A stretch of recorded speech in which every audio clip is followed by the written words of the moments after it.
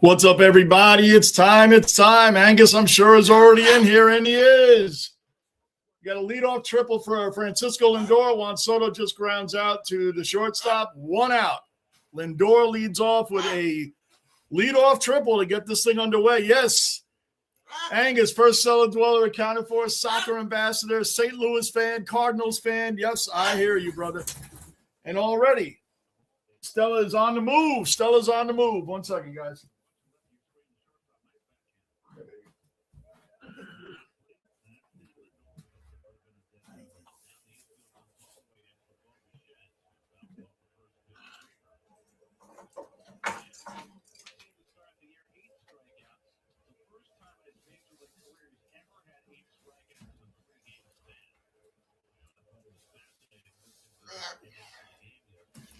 All right, let's go. So we have, whoa, he didn't throw it. Are you watching this? Angus, he didn't throw it home. Why?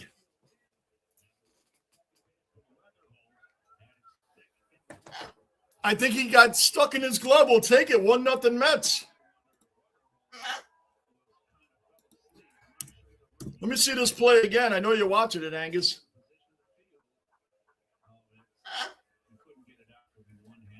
He couldn't get it out of his glove. Oh, my gosh, man. Infield was playing in, hit perfectly to second base. Oh, we'll take it. Polanco up now. Dante Bichette having a hard time so far. Yankee Kyle. Another cellar dweller accounted for. A diehard Yankee. Yankees come on late tonight, Kyle. They come on late. You know, I don't do the late games, but they come on late, Yankee. They're playing at 10 o'clock or 10:30, I think, something like that. Anyway, Kyle, how you doing? OG cellar dweller, Manav base. OG cellar dweller, Manav, cricket ambassador in the basement. Manav, what's going on, man? Good to have you in here, buddy. Good to have you in here. Bird of action, waiting for a react. Oh, yeah, she knows how to get my attention. Yep. And like I told you guys the other day, we had family here over the weekend. So yesterday she was she's not used to great time. We had great time, family, noise, fun, music. So she got really hyped up. She got really hyped up yesterday. So it's good stuff. Anyway, Jorge Polanco up. The Mets are up 1-0 after a leadoff triple by Francisco Lindor. And Bichette grounds out, but knocks him home for the RBI. Caleb, another cellar dweller accounted for. Caleb in the basement. What's up, Caleb? Nobody on, 2 outs.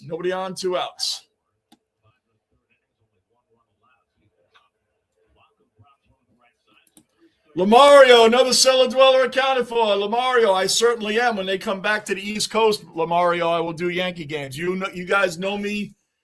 You guys know me very well. I do not do late games. I think the game starts tonight at like 10 o'clock, somewhere around 10 o'clock. I don't do those games. Knicks, Rangers, Lightning, Mets, Yankees, whatever. I don't do the late games. So there's that. But yes, so next week I'll be doing both.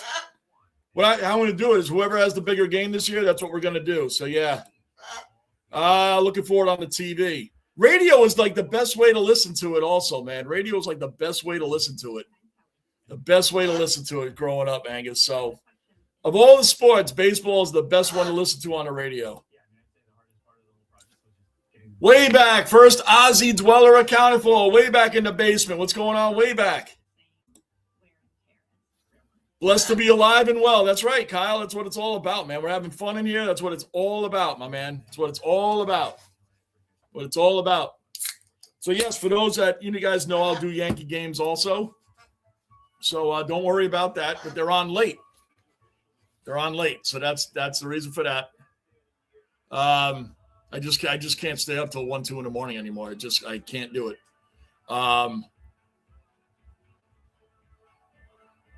What happened? Oh, okay. Yankee Kyle. That's right, man. Good evening, way back. What's going on? Manav, you are correct. Everyone is blessed to be alive every day. Manav, I'm going to pin that one. I'm going to pin that one for now, Manav. That was a good statement. Following up with Yankee Kyle.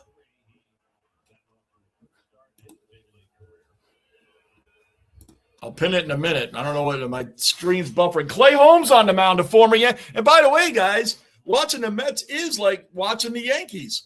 Half the team is Yankees. Clay Holmes, Luke Weaver, Devin Williams, Soto. They're all on the Mets. So it's kind of like watching the Yankees. Anyway, Clay Holmes, I got to admit, I did not think he was going to be a very good starter. I thought the Mets took a real chance on that, and he was their most consistent starter last year.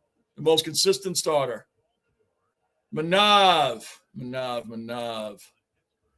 Where did your thing go? There it is. Manav, I'm going to pin that as a good message, man. Caleb, hey, Manav, hope you're doing well. Mean, never cellar dweller accounted for. Mean is in the basement. Mean Green, the new hockey fan, the new diehard hockey fan, Lightning fan, getting ready. April 6th, next Monday, we're going to have a great matchup with the Buffalo Sabres and the Tampa Bay Lightning. That should be a game for first place. Who knows? But that one I cannot miss. I missed the game entirely last time, but things going on, things happen. I try to get on for all those big games. 2-2, 3-1. Excuse me, 3-1. Boom, boom, boom, boom, boom. Yes, let's have a lot of that. Mets already up 1-0. They have an exciting team this year, too. Yep. Clay Holmes walked them. Right after I bigged them up, he walked them. We'll be going to Melbourne to watch Australia's for a Caraco soccer night. Last Aussie game before the World Cup. Man, you're going there today? Oh, that's right. It's daytime for you right now. So you going there tonight? That's awesome, Caleb. Caleb, you got to get together with I think Tony and Cullen, maybe Bond. You guys get in touch with these guys, man, and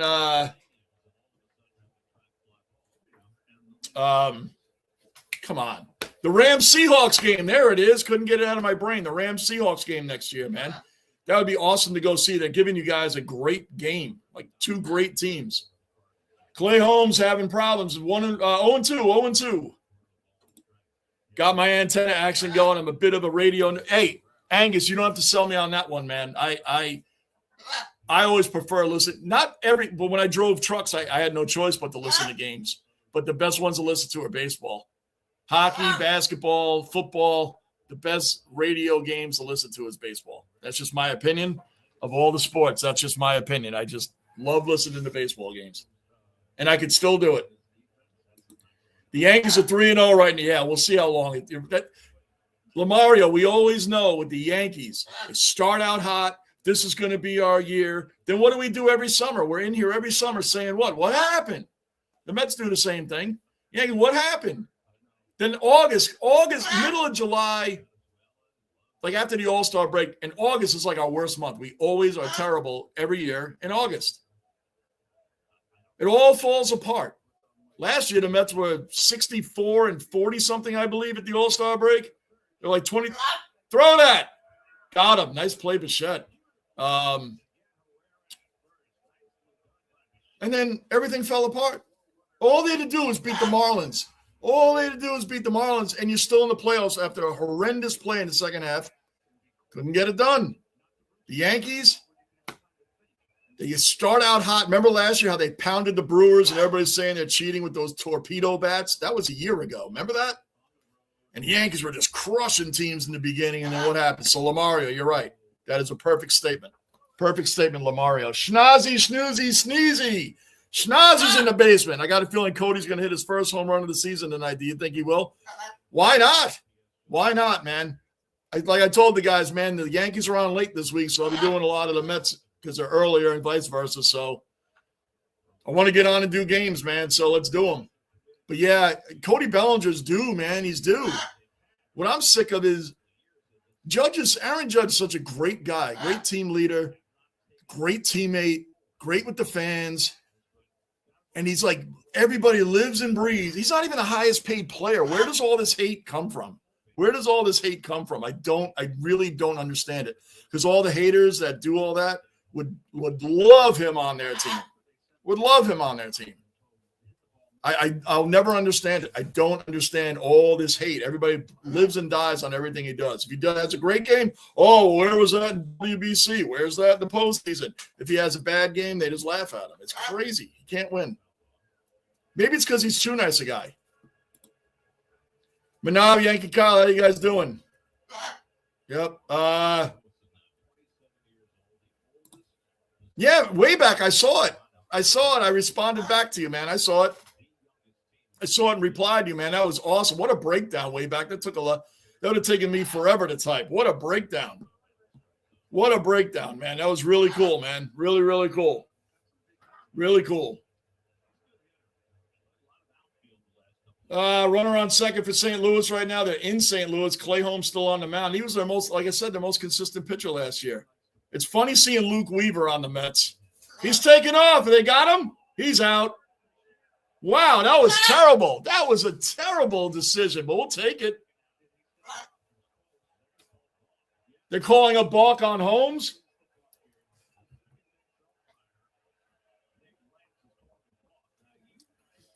They're calling a balk on Holmes.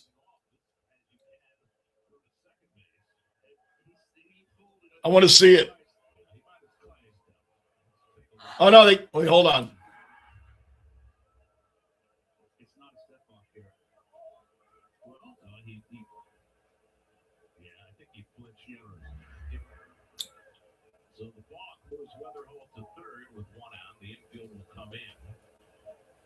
Oh, yeah, he is on. He did balk. He's very ticky-tacky. He kind of flinched to home.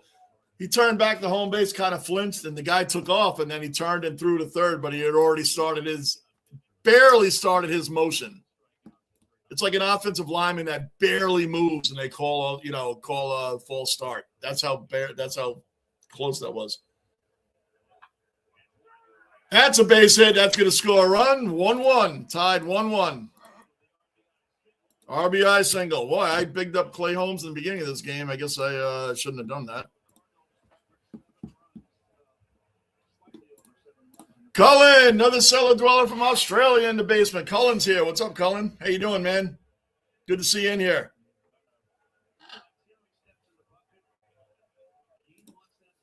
Tonight is yes, it's always a great night to be in here, man.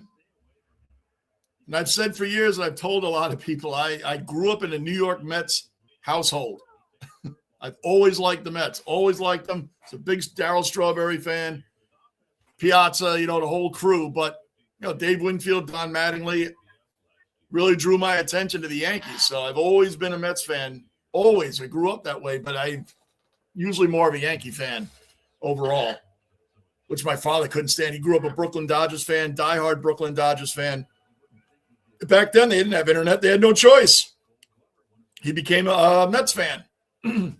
Became a Mets fan.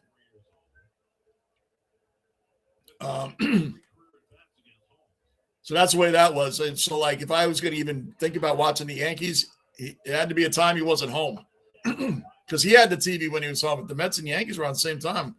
We were watching Ralph Kiner and Tim McCarver. Struck him out. Let's go.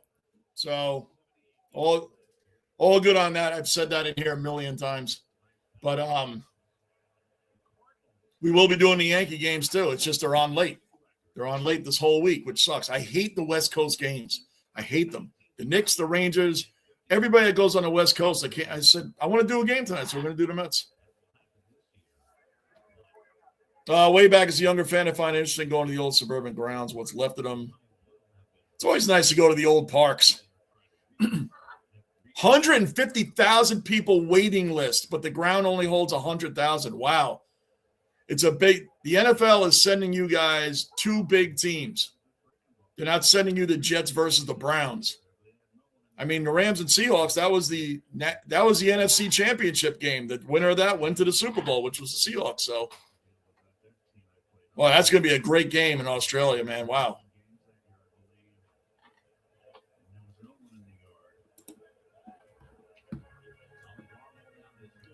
Getting ready to watch Monday Night Raw now, guys. All right, Manav. Awesome, Manav. Manav, I'm gonna watch WrestleMania. I'll get back into it, my man. I'll get back into it. But Manav, we'll be here for a couple hours, man. Hop back in when you can. nostalgia is a real thing. I do it with sometimes I watch TV shows I loved during the 80s. I might watch one here or there. Like Married with Children. Oh, Al Bundy. Oh, please. It's stuff like that. It's just fun to watch it.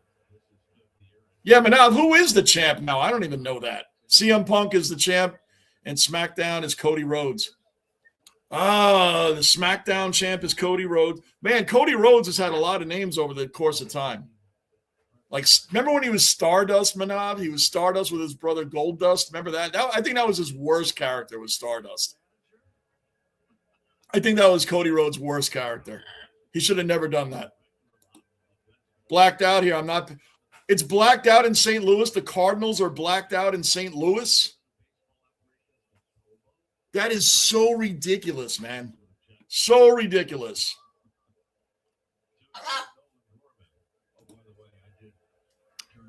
Meme in the Discord, Port Adelaide versus Dubai from a time where Port was. Hey, Caleb. That's like when we say as New York Jets fans, Jets ain't going to lose this week. We got a bye week, right? But we'll find somebody will probably get injured at home or something, you know. Struck him out. Struck him out. End of the inning, going to the top of the second inning, 1-1. 1-1, top of the second.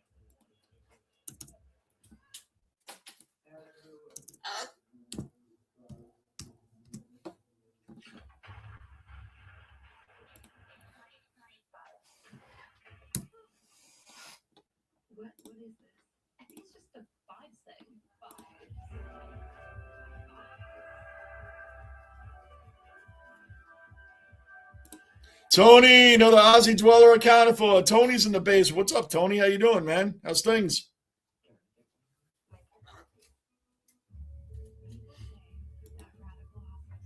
Port versus the Lions that played for the who gives a big fat rat's clacker. I like that statement. Who gives a big fat rat's clacker cup? That's a good statement. Way back. I've never heard something like that before. I'm going to use that. Who gives a big fat rat's clacker cup? I don't know if I'd remember it, but I'm going to try to remember that one. I want to use that. Big fat rat's clacker cup. Cody is 5-22, no homers against the Mariners pitches, so he really feels. Man, what an ego!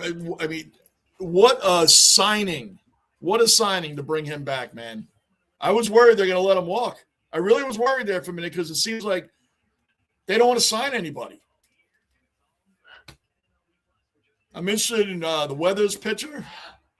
Came over from the Marlins. I know they're going to a 4-man rotation right now. When Cole comes back, he better be on point. It's kind of funny how Rafael Devers off the Red Sox didn't do much against the Yankees, Schnazzy. Didn't do much. Boy, when he was on the Red Sox, he killed us. He killed our pitching all the time. When I saw Devers up, it was first and second. It was like 1 out, and he did nothing. Usually, if he was on the Red Sox, he would have hit a 3-run homer. Couldn't believe it. But then again, Cole wasn't pitching because he usually smacks Cole around. But anyway, it's all good. It's all good. So Clay Holmes has been the most consistent here. But again, for the Yankee guys, you got a lot of Yankees with the Mets. Oh, no, go. Oh, that's right at the warning track. Anthony, MCG is Rams, Niners. They're sending the Seahawks over. It's Seahawks, Rams, Caleb. There's another. Caleb, it's Seahawks, Rams. It's not the Niners. It's Seahawks versus Rams. Ram Jam, let's go Mets. Go Mets, go Mets. Welcome in. Subscribe. Bell notice. Let's go. They should have had the game yesterday. Oh. Young really sprinted that one out, man, but he's out. 2 outs. 2 outs. Let's go Mets. Let's go. They should have won that game yesterday, Ram. Lindor getting sent home. And there's a couple mistakes in the game. Then I thought Polanco really hit that one out, man. It was right at the warning track. But Luis Robert on Saturday. Wow, what a clutch home run. Marcus Semien up now. He's 2 for 11 on the season. Your mistake what? Did you say Rams Niners? It's Seahawks. It's Seahawks Rams. Call him way back. Nah, Tony, way back on the game Monday. That's right, Colin. That's the go-to phrase when you make a mistake. You're in the basement. Doesn't get any lower than that. Mistakes happen right here in the basement. That's right, man. Rams versus 49ers at the G. What, are they playing 2 games over there? I thought it was just 1. Oh, I didn't know that. I pay attention to some off-season NFL news, but not a lot. I just thought it was Seahawks versus Rams. I didn't know they had another game going over there. He can't make it.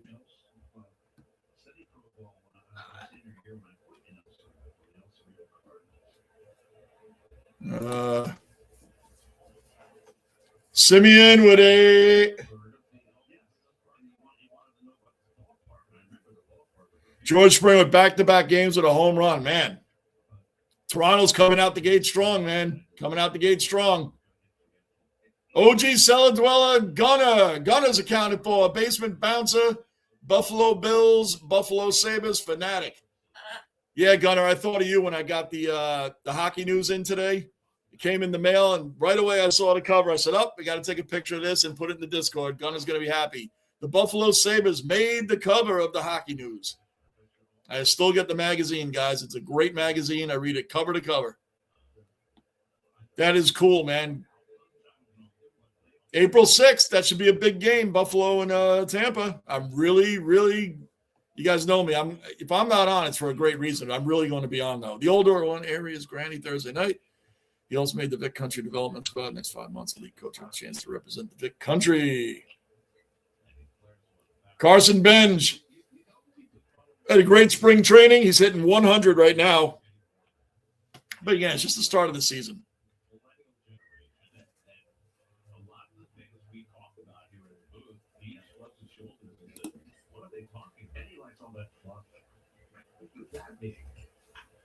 Man on first, 2 outs, Benj up, and another foul ball. Jury's still out for me on this ABS system. I'm not so against it as I sounded in the beginning. I did not know. I thought each batter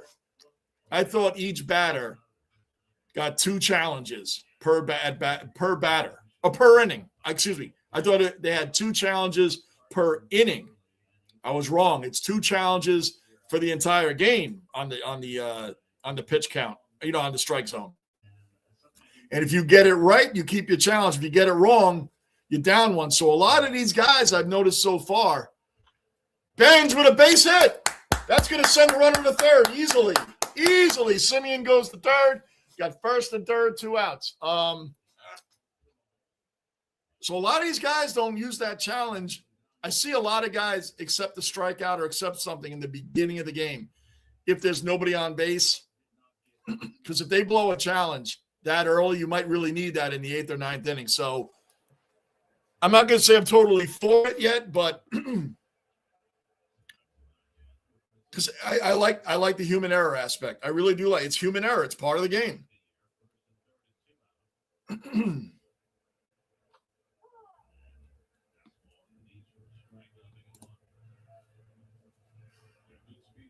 Where did I get Seahawks versus 49ers then?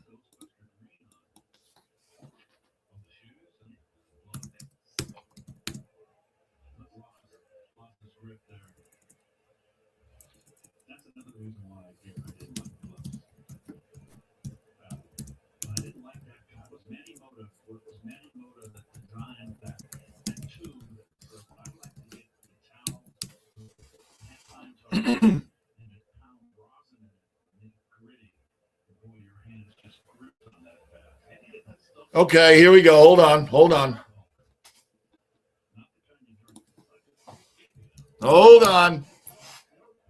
No throw. Nobody was covering second base. Benj steals second. We got second and third now. Okay, way back and everybody else. The Seattle Seahawks will play against the Los Angeles Rams in Australia during the 2026 NFL season. This game will be played at the Melbourne Cricket Ground, the MCG. The Seahawks are expected to host this matchup as a part of their opening game season. This game will take place on September 9th, 2026. Seahawks, Rams. Seahawks versus Rams.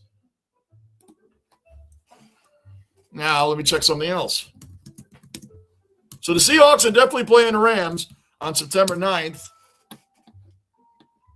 And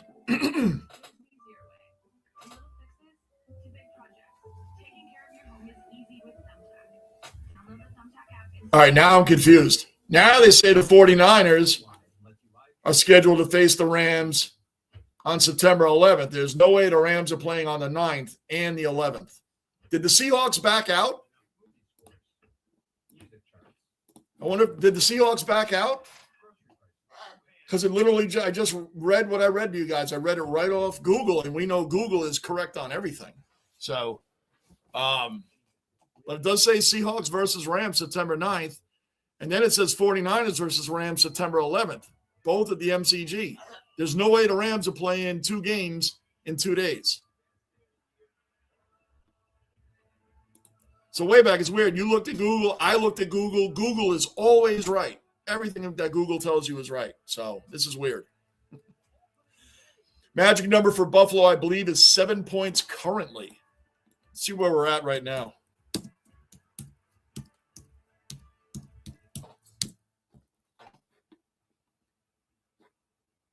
Well, they're both tied, 98-98, Gunner. I thought the Lightning were still 2 points behind them. They're not. The Lightning are technically in first place. And I'm going to say it's because they have the Lightning in first place. Their win percentage is probably higher because they both have the same amount of points at 98. Yep, that's it. The Lightning have a 671 win percentage, and the Sabres have 662. They both have 98 points apiece. Boy, April 6th is going to be some game, man. It's going to be some game.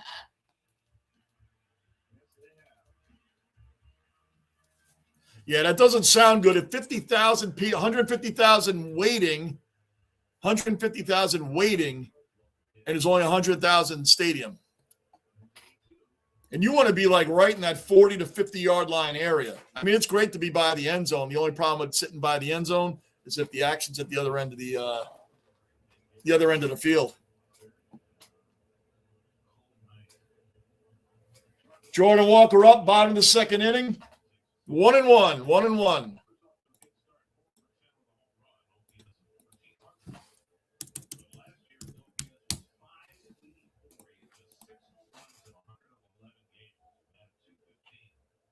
Jordan Walker grounds out to Bichette. If he gets him off, he did not. He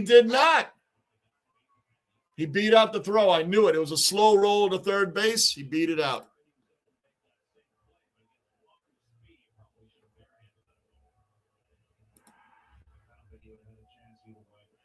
Michael, another cellar dweller accounted for. Michael's in the basement. Michael says, don't take the challenge too early. What challenge, Michael? What challenge? Went right over my head. If I mentioned something, I already forgot what I mentioned. How about that? What challenge? I'm not into college. I used to be a college basketball fanatic, Caleb, in the 80s. The Big East basketball, Patrick Ewing on Georgetown, Chris Mullen, Walter Berry, Pearl Washington on Syracuse, Walter Berry, and Chris Mullen on St. John's. Sorry, I didn't mention the team they were on. Those were some battles back then. I'm not really into college basketball or any college sports at all anymore. Safe. Got the man out at second. Boy, Church, he was cooking down that line. Is he really safe? Hold on.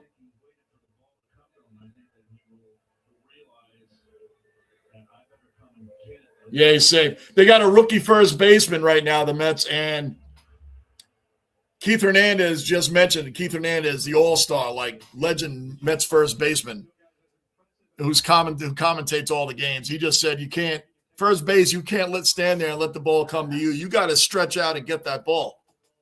And that's what happened. If he had stretched out, the guy would have been out. Man, no baseball at all. That sucks, Caleb.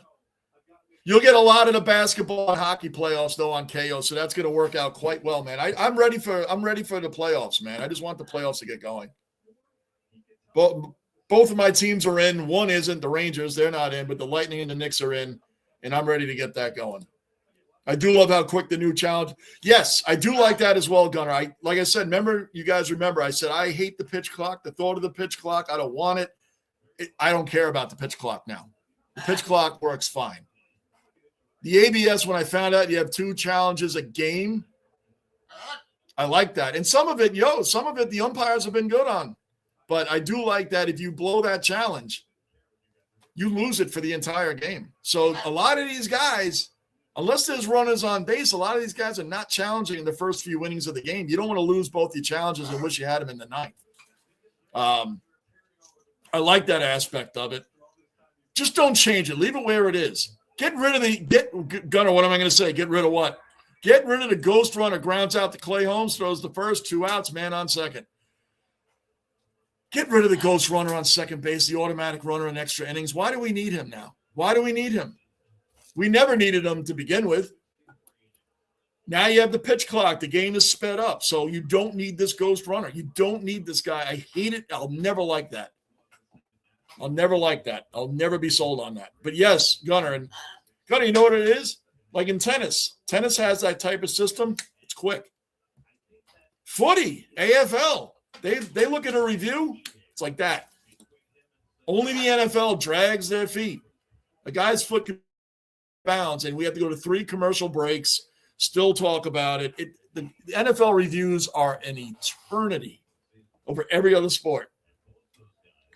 All right, 0-1 on Scott. Holmes. That's go foul. Oh, that went foul. When he hit that, I thought that was going. It had the distance, it just went foul. The Seahawks did drop out. Okay, thank you. So I'm not crazy because I'm like, I know I saw the Seahawks were going over there. Okay, so they changed it. By the way, guys, a Rams 49ers game is a great matchup. That's a great, and it's a rivalry game too. Those teams are rivals. So Seahawks Rams would have been epic, but this will still be a great one. I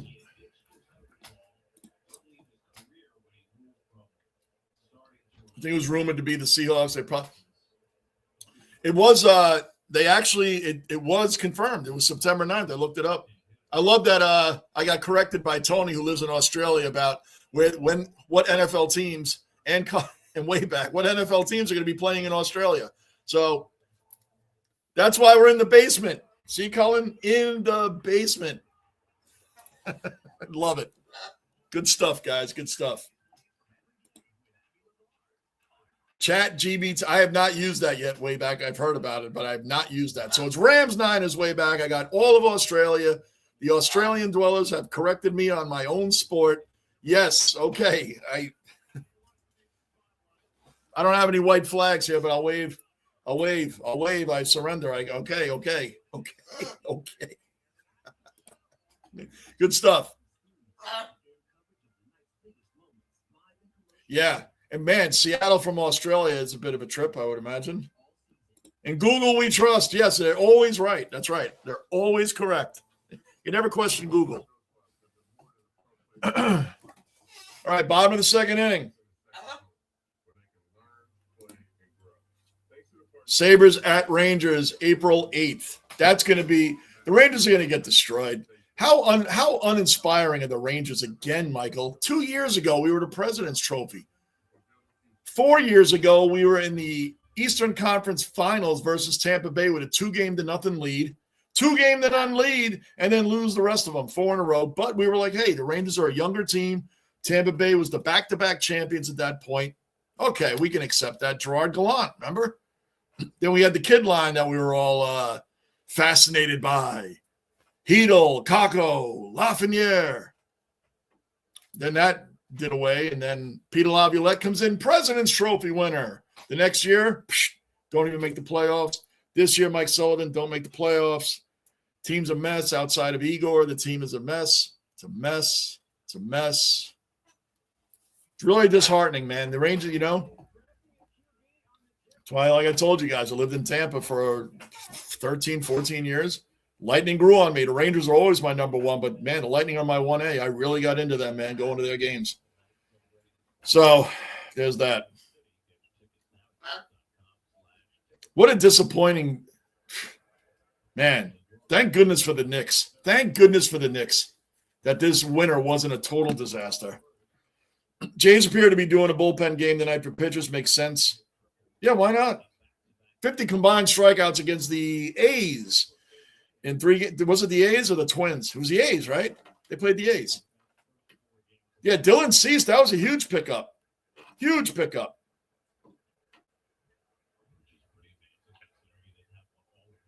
Lindor ground out. He had a triple the first time up. We're in the top of the 3rd inning. Francisco Lindor is an exciting player, man. I mean, these are like guys the Yankees were thinking. They're always thinking about getting people, then they don't get them, and other people get them, and they're like, great. I mean, the Yankees talking about Dylan Cease forever. And what about like this kid Carson Bench makes the Mets, he had a great AAA. He was the top prospect for them, killed it in spring training, and makes the team. With the Yankees, it's like Spencer Jones. We hear about Spencer Jones year in, year out. Never see him. They won't trade him because he's so great, but yet we never see him. They don't bring him up at all, like ever. I don't you want to see him by now? Isn't it like 4 years now of listening about Spencer Jones? It reminds me of Greg Bird. You guys remember Greg Bird? We heard about this guy forever. He never panned out. I think he got injured a lot. Soto up. 2-0 on Soto, man on the bench because there's one out. That's a base hit. All right, we got a man on first, and Bichette coming up. Poor Bichette. He's finding out what it's like to play for a New York team. He's already getting booed. He strikes out. He's striking out left and right. Fair or not, man, that's just the way it is in New York or Boston or Philly or whatever. You come to these teams, these high-pressure teams, and you start striking out all. Ask Giancarlo Stanton. Ask Francisco Lindor what it was like when you first came to the New York team and started out poorly. Bichette will turn it around. He'll turn it around. But it's awful to hear it. At least he took the Lindor and the Giancarlo Stanton route and just saying, hey, I was surprised the fans took so long to boo me. They should have been booing me already. You know, like, they don't go back at the fans, so that he'll bring it around. But, man, the fans in these high-pressure cities, you do it in one of those 3 for sure, they're going to boo you. It's right, wrong, or indifferent. That's what's going to happen. It was originally LA Rams versus Seahawks. Thank you, Tony. I knew I saw the Seahawks before today, before I just looked it up, because I'm like, I know I saw it with Seahawks-Rams. And I was like, am I going crazy? But, I mean, I'm a 4 decades New York Jet fan. How smart could I be? I mean, when he really push comes to shove, right? But shut up now. Come on, man. Get a hit. Please get a hit. I mean, Luis Robert comes over from the White Sox. He won the Mets heart fan. He won us over. Hit a game-winning 2-run homer in the bottom of the 10th inning the other night. Bottom of the 11th inning. When the Pirates took the lead in the top of the 11th. He untied it.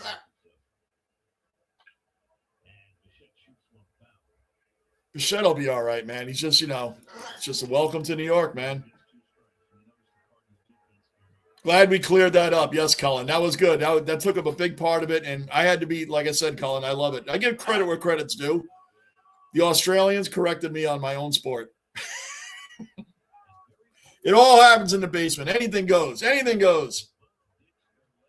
I think the new implementation of the challenge will create some insane crown moments. Yes. Did you see the Twins manager already freak out? There's already been an argument already over the ABS, which we knew there was coming. If you're going to hold on, Bichette, grounds out to second. That's 1, and that's 2. Bichette ground out to a double play. Well, at least he hit the ball. He's been striking out a lot, so he's turning it around. Going to the bottom of the 3rd. Hold on a second, guys. I'm really trying to stay on top of my scoreboard, and I'm very bad with that. Bottom of the 3rd, 1-1 coming up. Cardinals coming up. Yeah, the manager of the Twins, like, free. You know, if you're going to challenge, if you're the pitcher, the catcher, the batter, if you're challenged, you got to do it right away. Twins guy, the pitcher of the Orioles, Helsley, the old Mets pitcher from last year that gave up 20 runs in 16 innings after the trade. Can't believe we got rid of him.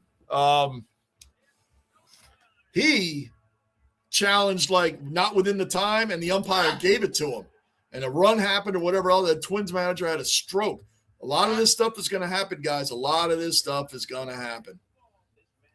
You know, it's going to still happen. But I just don't want it to be – I feel better about it. Like I said, I hate the technology in baseball. Human error. I love the human error. I don't care. The game can't be perfect. We had this discussion the other night, didn't we? When are you going to take away the errors from the players? Or what about when the ball goes down the line and the umpire calls it foul? It might have been fair. They're going to start doing that now down the line.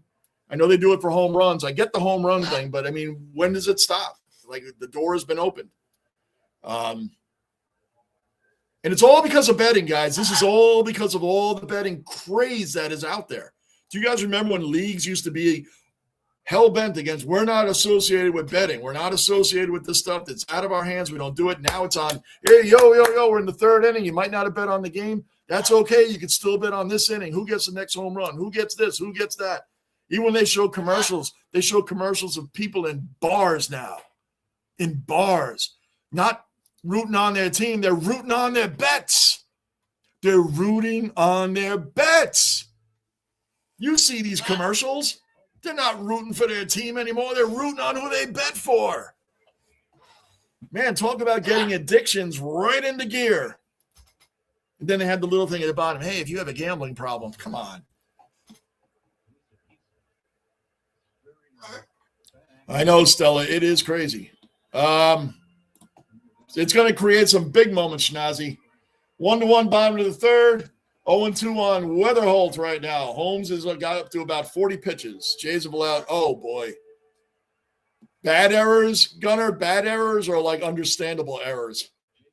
You know, like a ball is hit 110 miles an hour right at you and it bounced off your shoulder kind of thing.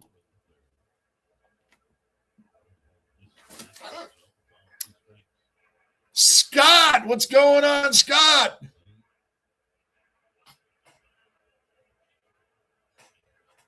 Scott, man, you and Gunner in here and a few other Buffalo fans I have in here are destroyed. That ninth inning, man. Hey, listen. Everybody outside of L.A. was crushed by that, Scott. I'm not a Jays fan. Everybody outside, I was during that series. I was a huge Jays fan during that series.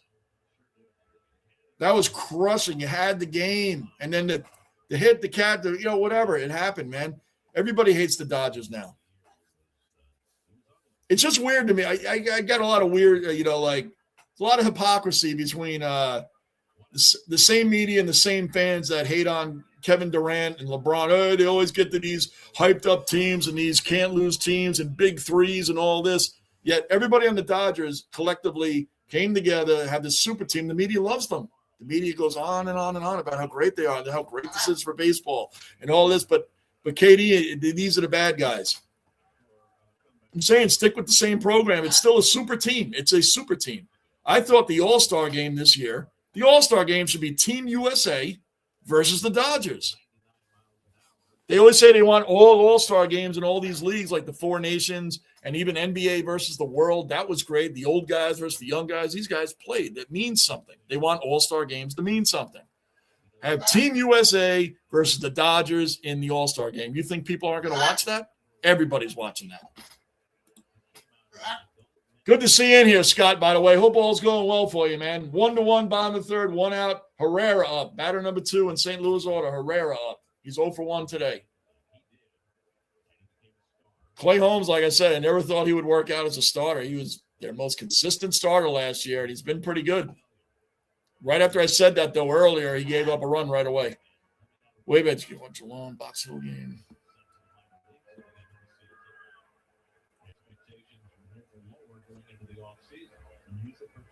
Can't wait for ABS to hold up the end of the game. You're not kidding. I'm not a big fan of the technology stuff. I just mean I feel better that it wasn't 2 challenges per inning. I thought it was 2 challenges per inning. I was like, you got to be kidding me. Like this, I'm telling you guys, it's all because of betting. They say they're trying to perfect the games. They put robots out there. Put all the AI robots out there, whatever they're called nowadays. Put them out on the field. That way you don't have any errors. It'll be perfect games, both sides. But when I found that's going right down the line. Is that foul? Oh, that was fair. It ricochets off the wall. Soto running up. We got opposite field double. Opposite field double. 2 outs. That went right down the line. Right down the line. Oh, Caleb, it's going to happen, man. You're not kidding. French, another $7 accounted for. French in the basement. Stella. Stella's a female. French. Stella's a female. It's a female. Stella is a female bird. How you been, French? Good to have you back in here, man. Way back. No, I missed it. Oh, good girl.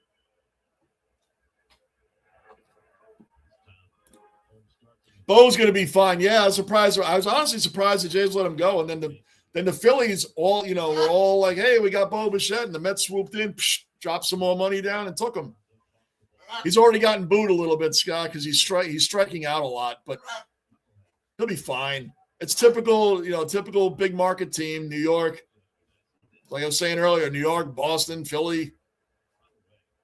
They're going to boo you, man. It's right, wrong, or indifferent. Now, Philly, I will give Philly fans credit for this. They hold on. 2-0, 2-0. 2-0 on Wynn, their 4th batter in the order. When Trey Turner struggled in his first few at-bats with the Phillies, the fans started cheering for him, man. They started giving a standing ovation when he'd come up to the plate. He was having a hard time being a brand-new Philly. He came from the Dodgers, and he just wasn't playing well in the beginning. Instead of booing him and doing stuff you would think a big market city fans would do, they were giving standing ovations, like motivating him when he first came up. I thought that was really cool. I'm sure you guys heard that story. I was like, wow, Philly fans doing that. That's pretty cool. Yeah, it doesn't need to be a thing anymore, Gunner. It just doesn't. There's no the reason they gave, I understood. I didn't like it, but I was like, okay, they don't want the 22-inning games anymore. I get that. But now, you got the pitch clock. Takes that away. It's unnecessary. I hate that you're giving a guy – I don't care if my team wins. I hate that you're giving a guy second base.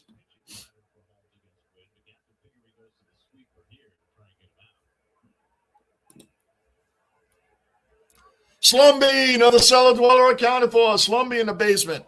And Clay Holmes walked him now, 1st and 2nd. He got the first 2 outs, then gives up an opposite field double, then gives up a walk right now. He must think he's closing games for the Yankees because that's what he did for them. That's what he did for them. He get the first 2 guys out, and then everybody gets to get on base. Slumby, man, as long as you show up, it's all good, man. Happy to have you in here as always, Slumby.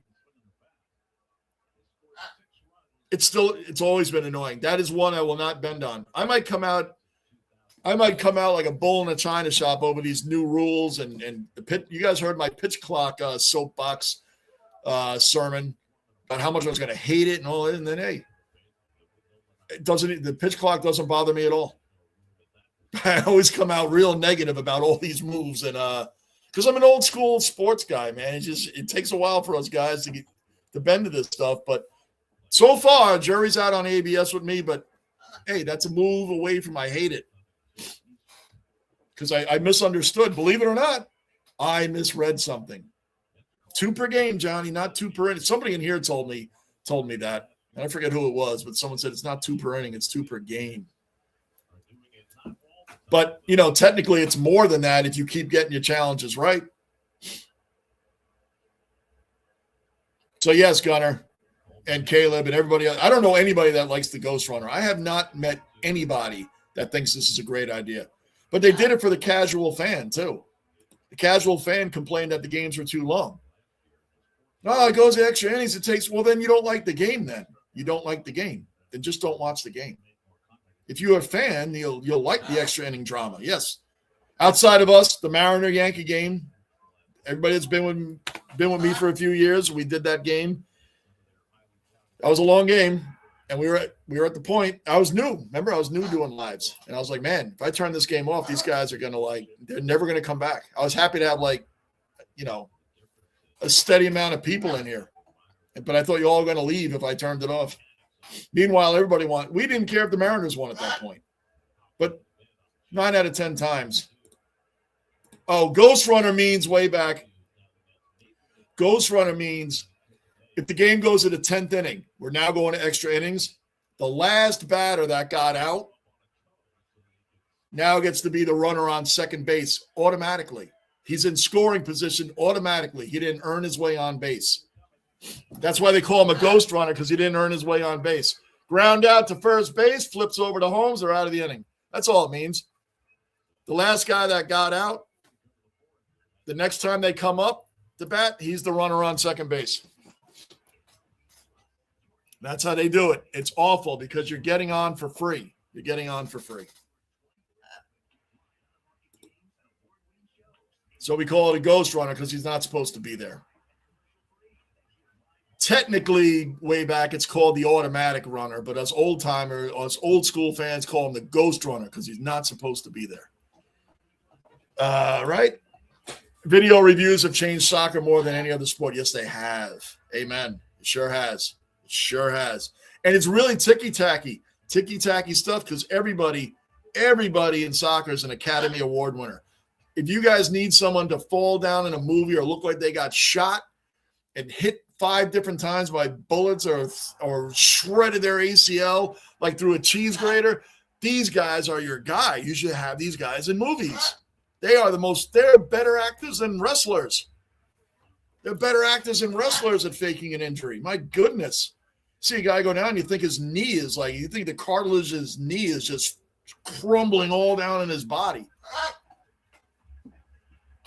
And then it's a miracle. It's a miracle. Once the call doesn't go their way, it's a miracle. The guy's doing full wind sprints again.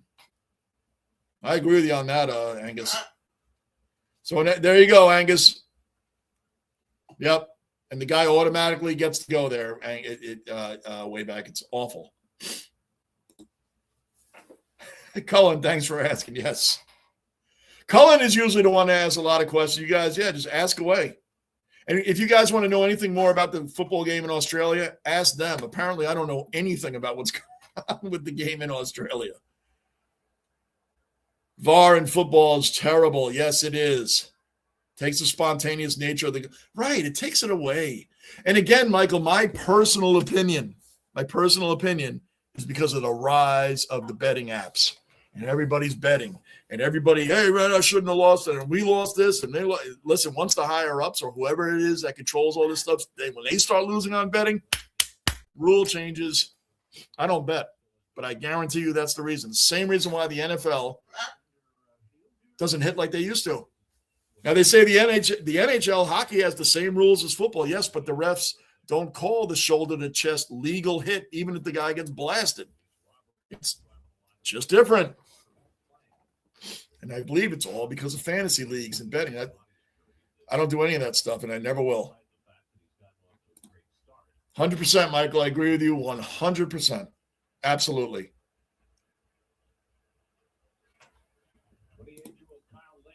That's right, way back. Someone had to. I do it. I ask you guys, this thing's in here. I don't know what's going on. Polanco with a beautiful base hit right down the line. Maybe a double. It's an automatic double. Automatic double.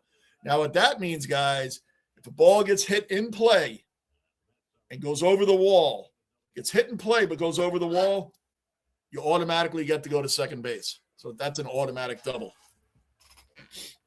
And that one went right down. Polanco hit that right down the line.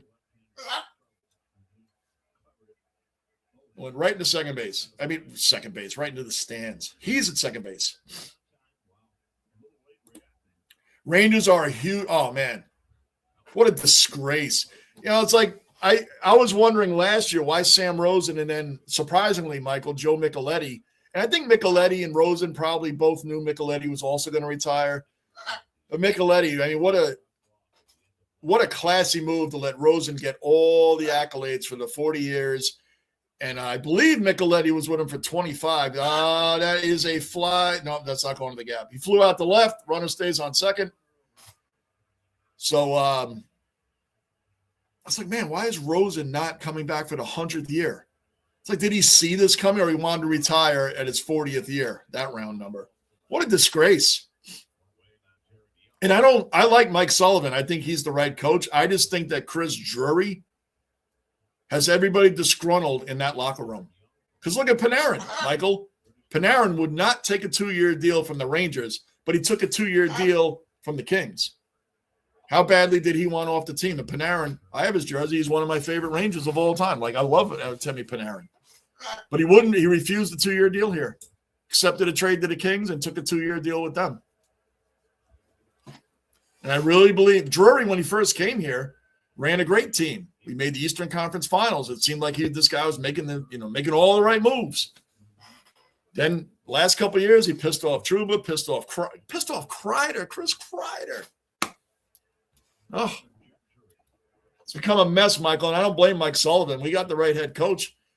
We'll see what happens. And you got Igor, man. How can you go from Henrik Lundqvist to Igor Shesterkin, 2 generational goalies? Are you telling me we're going to have back-to-back generational goalies and not get a ring? Come on, who does that? We do that. It's a shame, Michael. It's a real shame. That's why I haven't done the Ranger games. I went from the New York Jets to the Rangers. I'm like, I'm going to do the Knicks and I'll do the Lightning games. I can't handle all the watching just effortless hockey. Like the other night, I know they won 6-1. The game before that, they had 9 shots on goal and we lose 2-1. Why? Why only 2-1? Because of Igor. Igor made like 38 saves in that game. They had 9 shots on goal, man. What a joke. I agree with you, Michael. What a disgrace. Slumby, you're not kidding, man. The Knicks have saved us, man. The Knicks have saved us. They lost last night, but, man, the Knicks have really saved us. I mean, that's not even a joke. That's a statement of the day. And he grounds out, and that's 2 outs. Polanco moves to third. As a matter of fact, Slumby, where'd you go? Where did you go? Ay. Hold on, guys. I hit one thing and I lost the chat. I'm going to get it back, though. I know how to do this. There it is. Slowly, I'm pinning that one just to remind everybody we actually have a real New York team, like a team that actually tries. Going to the bottom of the 4th inning now, still 1-1. Bottom of the 4th inning.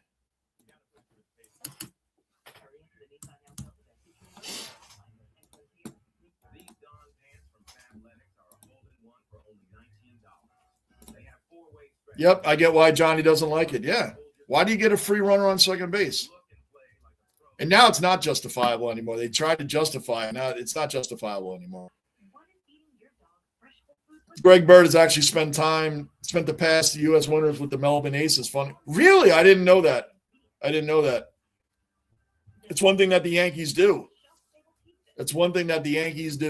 Is they have a lot of great farm system, but they're so, we have to win now. And if you're not showing, why won't Spencer Jones come up?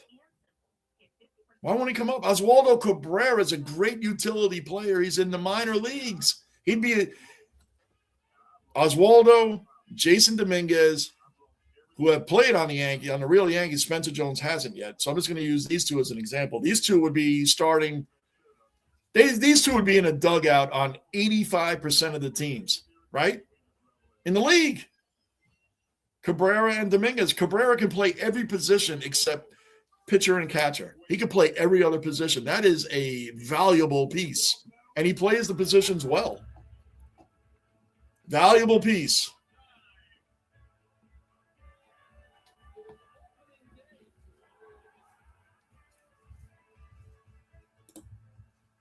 Bobo the Clown. I'm telling you. Oh, Bo Bichette. Man, I'm pulling for him. I don't. He's had a rough start. Hey, Francisco Lindor came to the Mets. He had a really rough start. Really rough start.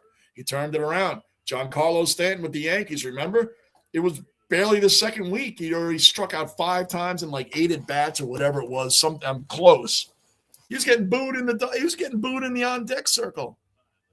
And he never blamed the fans. He's like, hey, if I'm a fan, I'm booing me too. Like, you see a big time home run hitter coming to the team, and he's doing nothing but striking out. And that's the way you got to play it, man. You go back at the fans, it's just not going to be good for you. It's not going to be good for you. Dave Kingman, of course, man. Famous Met. Dave Kingman. He was back in the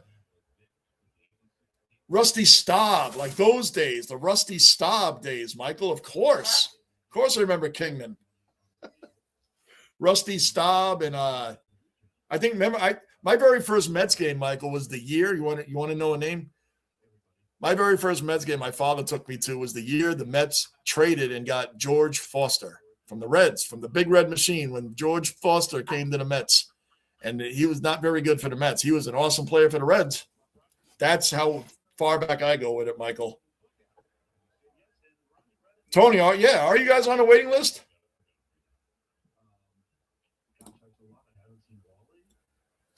Yes, way back. I know it now. I am going to stand firm that it was the Seahawks versus the Rams. That was the original one on September 9th. At least I didn't hear that wrong. They pulled out. That's where I'm wrong, because I didn't know that they pulled out and the 49ers replaced them. That I didn't know. But at least I was right on my initial thing. Bottom of the fourth inning. It's right there at the bottom of the screen. Right there. See it, Caleb? Caleb, you with me? You with me, Caleb? I'm just breaking your chops, man. No, I think I'm too late. And I'll try. Fine, waiting the list this weekend. Man, waiting list. Was it Cullen that said it was 100,000 seating in the G? And it's 150,000, 50,000 over waiting list. That is crazy. But the traffic going in there must be nuts. Is it in the middle of like a major city? And Clay Holmes walks Jordan Walker. Well, that's great. Leadoff walk to start the inning. Leadoff walk. Holmes is up to 67 pitches already, bottom of the fourth.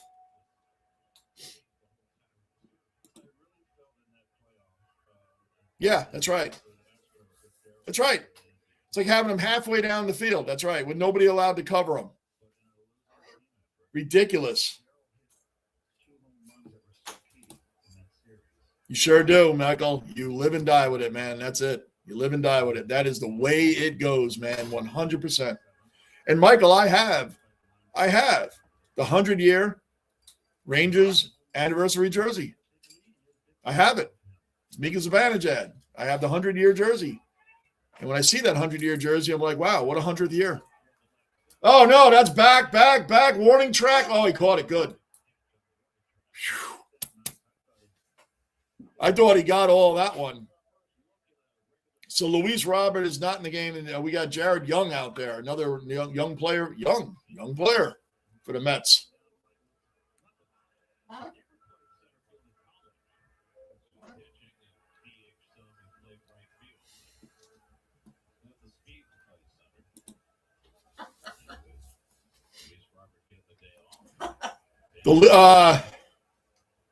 It's basically Major League Baseball bowing down to the casual fan, and these players are playing too long. Then they don't want to risk injury with the players going on and on. I mean, when I grew up, man, here I am, the old man on the porch again, but get off my lawn. These guys, I don't want to watch an 18-inning game, or they do it with the ratings. Maybe the ratings went down the further a game went, and, it's just really sad. So we're going to put an automatic runner on second base. We're going to speed up these extra inning games. But then the pitch clock came, I think 2 years after. 2 years after that. So now you can get rid of that. We found a way to speed up the game. A pitcher has 15 seconds to throw a pitch. 15 seconds to be set and throw a pitch. If he's not, that's with no runners on base. If there's runners on base, he has 20 seconds. 15 seconds to throw a pitch. If he does not throw that pitch within 15 seconds of his last one, it's an automatic ball. It's ball one. Things like that. If the batter is not engaged with the pitcher, I believe it's at 10 seconds. When it counts down 15 to 10 seconds, it's an automatic strike. So, because there were pitchers way back, there were pitchers that would like get the ball and they walk around the mound for like forever, kick some dirt, pick up the rosin bag, play with that, put it down, look around, do a lot of this, look in his glove, look at the catcher. Like, that's why I didn't mind the pitch clock, because there was some pitches that just took a year and a day to throw the next pitch. So I understood that one. Yep, and they just kept it. That's right. That's the best way to word it right there. Instead of my long, drawn-out explanation, Caleb did it the best. The league generally, yeah, there you go, the league. Man, Stella is the best. LOL, good guy, nice voice. Thanks, French. Stella's awesome. League way back. It's the same with the gambling here too, John. Yeah, it's all about gambling. I cannot be convinced otherwise that these changes aren't made to suit the gambler. None of these sports, like you said in Australia too, I guess none of these sports ever associated themselves or even promoted gambling. Now it's everywhere. Carson Benj with a single right off the bat, just between the third baseman and the shortstop. We are in the top of the fifth inning.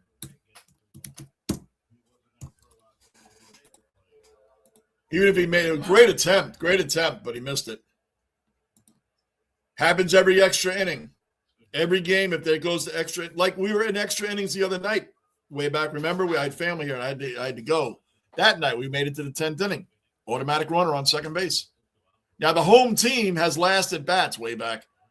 So if the home team gets that runner home, game's over. The away team does. It's not. The away team always gets first at bat. The home team always gets last up every inning. So the top of an inning, the away team bats. The bottom is always the home team.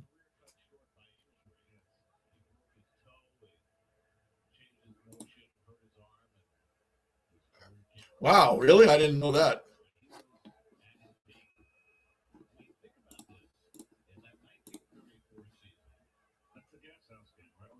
Yeah, it's booming, man. It's like everywhere now. It's crazy. Let's get you guys addicted to something. It's going to be gambling. You can bet on it, practically everything. Francisco Lindor up now. Lindor, man on first, 1 out. Lindor is 1-2 on the day. 1-2 on the day. Yeah, that's it. Caleb's already answering these questions before I do, because I'm always behind in the chat. 2-0 on Lindor. 2-0 on Lindor.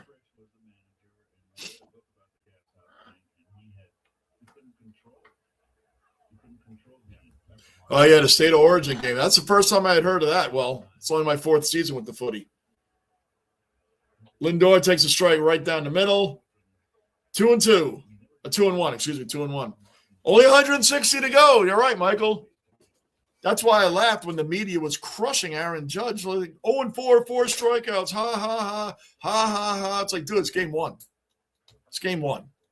That's what he's going to get. Game 1.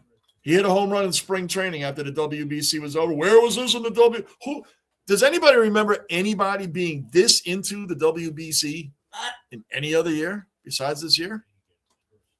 Did Mike Trout get this hell for like being the last out for USA when Ohtani struck him out? I mean, come on. I never knew. I mean, the first time I watched the WBC in full was 2023. The first time I ever watched it in full. And then this year, I think this year was huge because it was like right on the heels of the USA men's and women's hockey team beating Canada. And then the WBC came in right behind that. That's probably why it was hyped up more than it normally is. I mean, I still watch it, but man, it's like these guys are worried about why Judge didn't home run in the WBC. The entire team was 3 for 31 against Venezuela. The entire team was 3 for 31, and Bryce Harper had 2 of those 3 hits. But Judge was the problem. 8 goals. Friendly looks as Ronaldo's going to be injured. He's going to be, oh, that's too bad. He's going to be injured for the W. Oh, man. I was surprised for a minute there, Angus. I thought Ronaldo was going to come to MLS and follow Messi. Juan Soto up now. First and second, 1 out.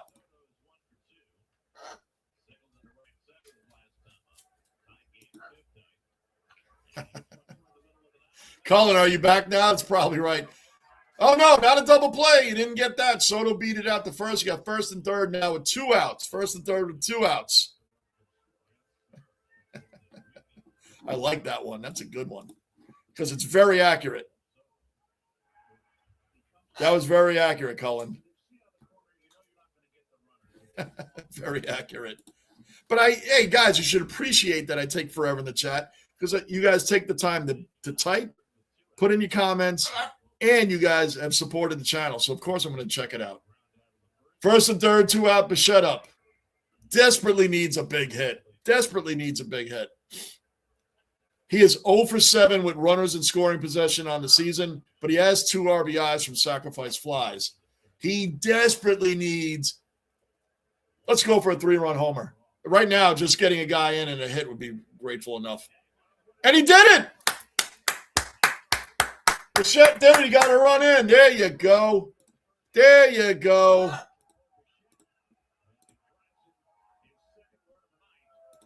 Bichette has 2 RBIs tonight now. 2-1 Mets. Runner still in position, first and third. There you go. Boom. There you go, Angus. I like that.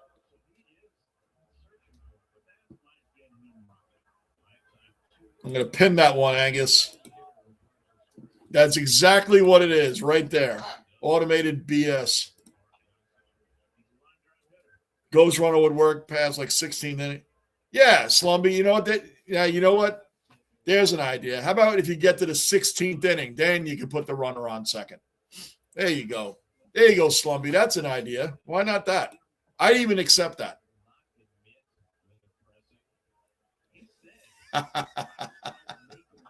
Angus, that's a good joke, man. I like that. Oh, did he beat that? Oh, he almost beat that. All right, going to the bottom of the 5th. Ground out ends the inning. Mets up 2-1. Bo Bichette with both RBIs.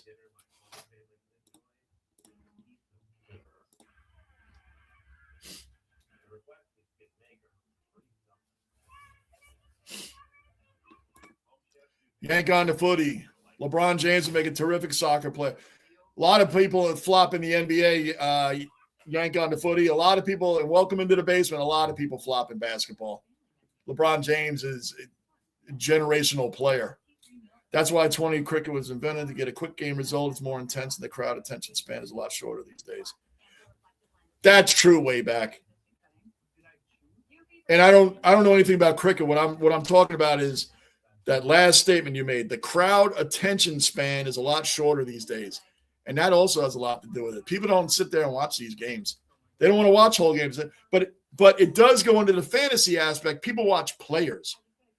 I've been to friends' houses of mine even a few years ago when fantasy was really starting to take off. And he had the TV here to watch the game. There was a TV right next to it. This is during the NFL season with Red Zone. This TV was all for Red Zone. This TV was for the game. He had other people over there. They had their laptops open, phones out, and all they're doing is following players and all their bets for the day. I just might have been the only one that was actually watching the game itself. Crazy. Game is being played on 11th, possibly a day before a finals game in the AFL on the same surface. Grounds crew, oh my gosh, yeah, no kidding. Those grounds crew and the people that changed in the basketball, changed the court to the ice. There was a time a few years ago in LA at the Staples Center. The Lakers play there. The Clippers play there. The Los Angeles Kings hockey team plays there. All 3 of them were in the playoffs at the same time. One night was the Kings, the next night was the Clippers, the next night was the Lakers, or the Kings were playing earlier that day and the Clippers were playing that night. Like, those guys were changing everything around. Then you have to change all the, the design around to the logo of the team playing. That's crazy. 2-1 bottom of the 5th. Holmes is still out there. Ninth batter, Scott, is up. 71 pitches for Holmes right now. Looking pretty solid so far. Surprised the AFL didn't fight for the NFL to come out. Yeah, that is weird, but I bet you it has to do, Caleb, because the NFL dictates to other people how things are going to be done. I bet you it's because it's the start of the season, and they didn't want to do that to a team in the middle of the season. They just played Sunday. Now they're going to have to fly to Australia. Then we're going to have to give them another 8 days, whatever it is, off. I bet you it's because they can get them out there early, have time to prepare. It's the opening game of the season. Guarantee you that's the reason. In the middle of October, it would have been harder to do. That's just my assumption.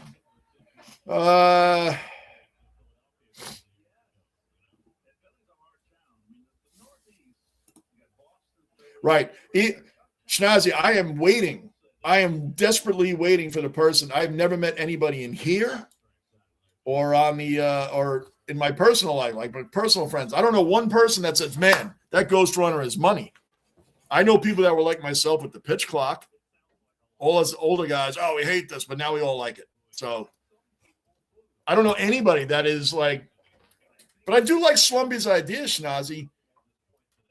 Put the ghost runner on the 16th inning. If it goes 16 innings, put the ghost runner on.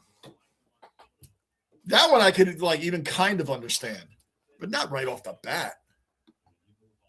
And it's not fair to the pitcher, by the way. You have your closer coming in, or you have that goes against that pitcher's ERA. That doesn't that ghost runner? It goes against that pitcher's ERA. You gave up the run. It's just bad all around. It's bad all around. Always. There's never been ties or draws in baseball. Not recently. I mean, you want to go way, way, way, way back, pun intended. Ground out to second base. 2 outs.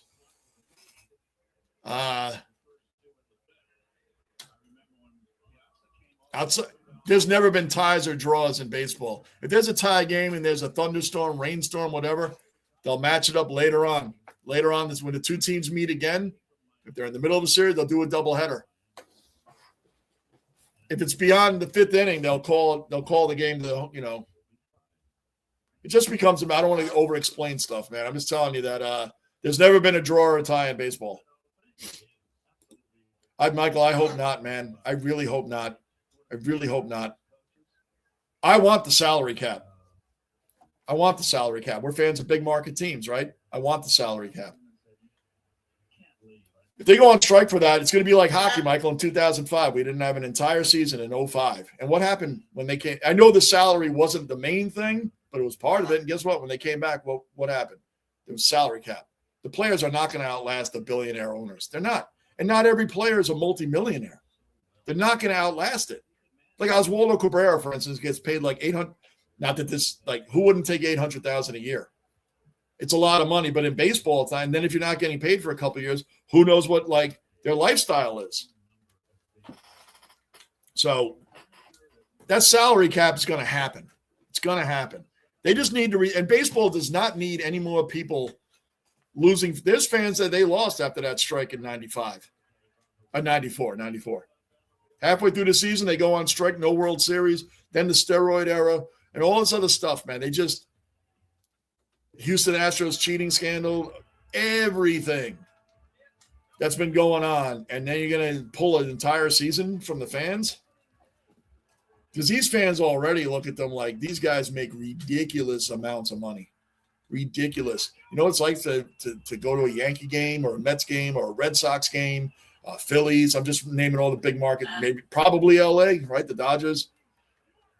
For a working guy to go to one of these games and take his 2 kids or whatever, family of 4, the parking, decent seats, everybody's eating, got to get the kids, when the people walk around, give them the experience, cotton candy, everything that they sell at those stadiums, get them a jersey, a hat, you got to do all that. You're looking at close to $1,000. I'm talking for all 4, and that happens easily at any one of those ballparks, easily. And that's what and you know what? You got to save up money to take your family. I'm talking about the working man here. You got to save up money to take your family for that enjoyment. Dez and I went to a Mets game a few years ago. 2 hot dogs, chicken nuggets, fries, 2 sodas. It was like $60. $60. 60. And I'm rounding it off. It was like 58 something, but it was, $60 for that. They had personal pan pizzas. They were like $25. Kong, yes. Wow, Dave Kingman. Who brought him up? Was it you, Michael? Somebody brought up Dave Kingman. That was old school, man. Dave Kingman was old school. I remember the worst Mets trade in history, besides Nolan Ryan, Roger McDowell and Lenny Dykstra for Juan Samuel, who stayed half a season. And when he came to New York, said, I am not staying here beyond half a season. They didn't want to be here. Got rid of Lenny Dykstra, who is an absolute mess today. The guy's a mess. But great player. And Roger McDowell, great bullpen pitcher. You got rid of both of them for Juan Samuel. Really weird. What year did that happen? 80. No, it was after 86. Brett Beatty with a base hit. Base hit. Man on first.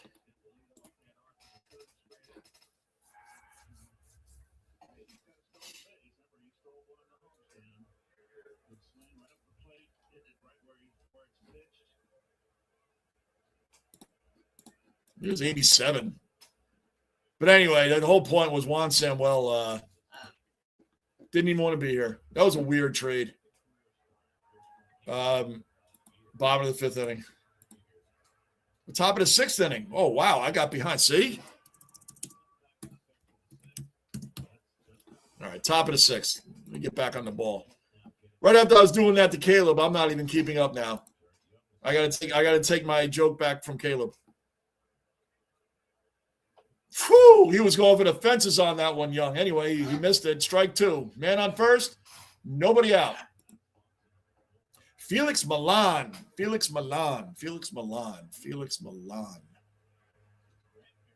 Pitcher for the Mets.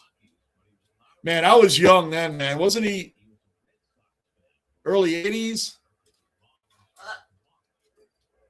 I don't remember much about Felix Milan, to be honest with you. Didn't he get he didn't last long, right? Wasn't he injured all the time? I don't remember much about him, Michael. I can't sit and have a conversation with you on that one. When I first started going, it was George Foster to come there. It was Mookie Wilson. The Mets weren't very good. Then, of course, Dwight Gooden and Darryl Strawberry was just a year or so away. I still say Dwight Gooden was arguably the greatest pitcher to come out of the gate the way he did. I mean, he came out screaming, 24 games? And think about all the complete games, Michael. Remember complete games? What are those? They don't even allow guys to finish no-hitters anymore.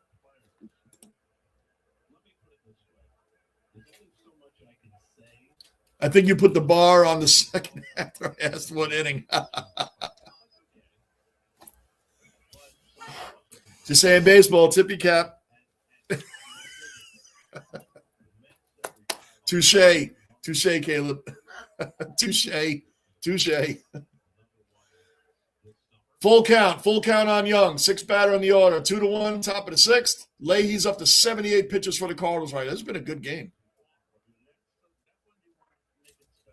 Oh, it was all over. That's going to the gap. That's definitely going to the gap.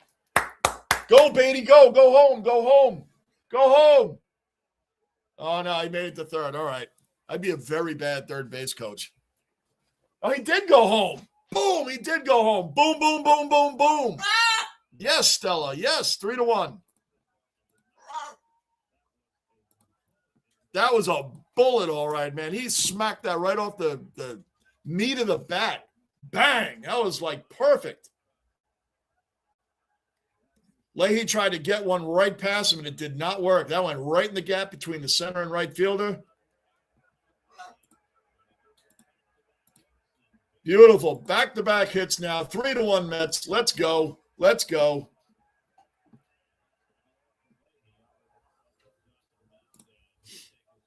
About $4 million. I'll make my first. Wow. That's awesome. Oh, Geelong Cat fan. Geelong Cat fan. Make sure you subscribe. Bell notice, man. This is where I am. It's my 4th year. March of 2023. I picked the Brisbane Lions to be my team. Yep. As a matter of fact, there's proof of that. Look at that. My fingers are covering it too much. Brisbane Lions. That was my first year. I became a fan member or whatever that is. 2023.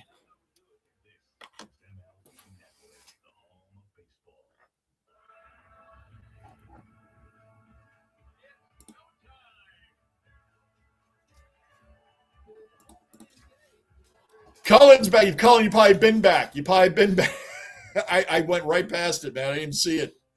I did see your other comment though about being back before I got to your comment. I guess you got back before I got back to your comment. I'm way behind right now. I know it.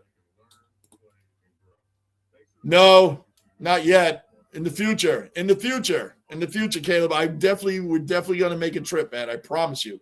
We're definitely going to make a trip. I want to see a footy game live. Plus, we want to see Australia, man. It'd be awesome. That is in the cards. Not this year, but it's in the cards. I promise. Boom. It's the basement. Yes, it is. 100%. 100%, Cullen. That's right. 15-minute walk. It's going to be traffic crazy when that NFL game's going on. It's going to be a traffic crazy. Yes. Hey, LMOA. All right, Angus. Good on the typos there. LMOA.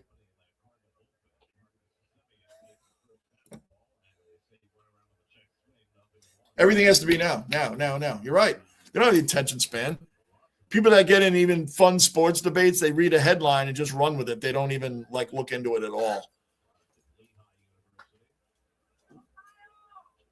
You know what I like, Michael? The young Yankee fans, for instance, Michael, Caleb, you guys young Yankee fans that talk about, they act as if they saw the 90s era Yankees. Like they saw them.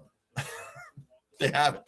When I grew up a Jets fan, the Jets were great in the 80s. They had Klecko, Gassino, they had all those players. That's my excuse for being a Jets fan. How if somebody became a Jets fan in the last 10 to 15 years, that I'll never understand. I don't know that one. I just followed you this week and commented today. Marcus Semien. And he struck out. Come on, man. Man on second, one out. Got to get another run. Let's go. Got to get another run.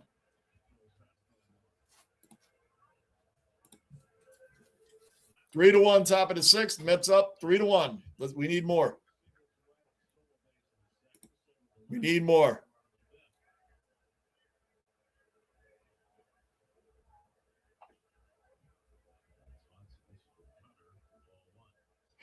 Good eye, Benj. 1-0. 1-0. Let's go.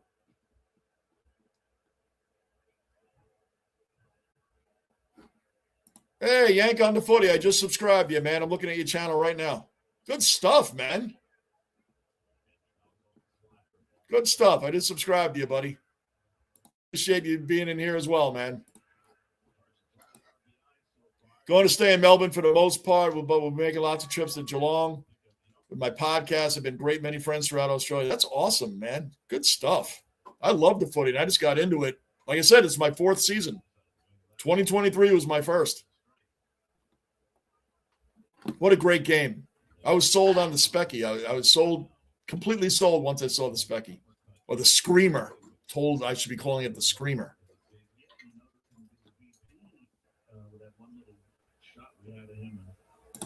Oh, yeah, Angus. Oh, yeah, look at Pete Rose. Pete Rose, the worst criminal, right? Base hit. Oh! Picked up by the shortstop out at first. I don't know why the leagues did investigation, player involved in betting scams. The mob had ties to the NBA. It definitely – right. They used to not be near this stuff. They used to not be near this stuff. They kept the we're not a part of this. Now they promote it. I think they actually every league. I could be wrong. I could be wrong. But I think every league has people that follow the betting lines and follow this, and they're out to promote new ways of getting more because they feel like it brings fans in. Also, besides the betting, it brings fans in to the sport. But to me, it doesn't bring them into the sport. It brings them into, well, what is Juan Soto going to do today? I don't know much about baseball, but I know that this guy has to hit a home run, a double, and I get this amount of money. Or if he hits for the cycle today, this is what I get. And Francisco Lindor is supposed to be a great player, so let me follow him. Like, it's not bringing fans into the sport to watch. It's bringing them in to bet. Especially if they don't know the game, they won't care about the game. They'll care about if they won money or not. That's all. They might know players. They don't know anything about history of the game. And I know nowadays they don't care about that. There's a lot of people that aren't fans of teams. They're fans of players. Well, I've been on that soapbox a lot every time I'm on, but you know what? The way it is.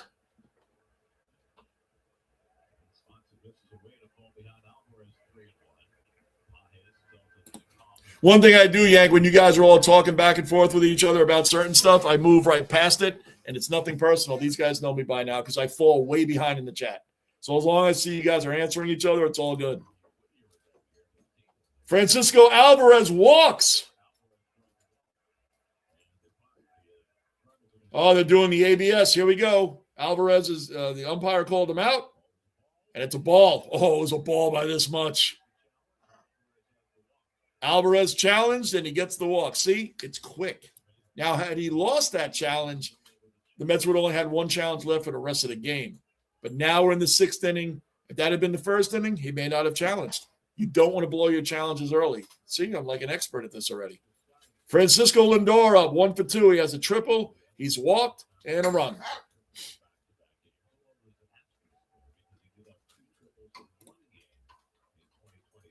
Oh, yeah, the polymark. Forget it. And I think he just hit Lindor.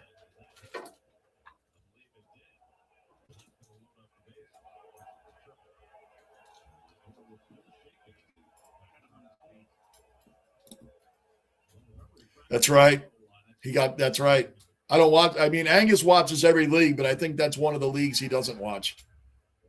But yeah, Ronaldo, I thought he was going to follow Messi over here, but it hit him in the foot. Lindor's going. Bases loaded. Let's go. It hit him in the foot. Let's go. Get him to first base. But Ronaldo may have gotten more money. You come to MLS and you do what Messi's doing, the promotions, the people that are going to support you, the companies, all of that. I mean, look at Ohtani. Ohtani's through all his promotions and baseball, he's getting $127 million this year. This year, $127 million. $127 million he's getting this year from his contract, which he deferred a lot of his money. I think he's getting like $2 or $3 million for the first, couple of years. He's getting the lower end of it, and it's all promotions. Crazy. Yeah, the Yankees start at 9:45, I believe. 9:45 or 10 o'clock at the latest. Yes. The Yankees are on the West Coast all week, as you guys know, and I've said it a million times. I'm not the stay up late guy. So you guys know that following me for a long time. Knicks, Lightning, Rangers, Yankees, Mets, whatever. When they're playing late, I'll do the earlier games. But yes, they're on it shortly. Juan Soto coming up now. Bases loaded, 2 outs. Juan Soto up. Let's go. It was a joke, Caleb, but I do like the waterfront. Anthony, it feels weird calling you Anthony. Tony, you're back now having lunch. You're probably done with your lunch by the time we got to your comment.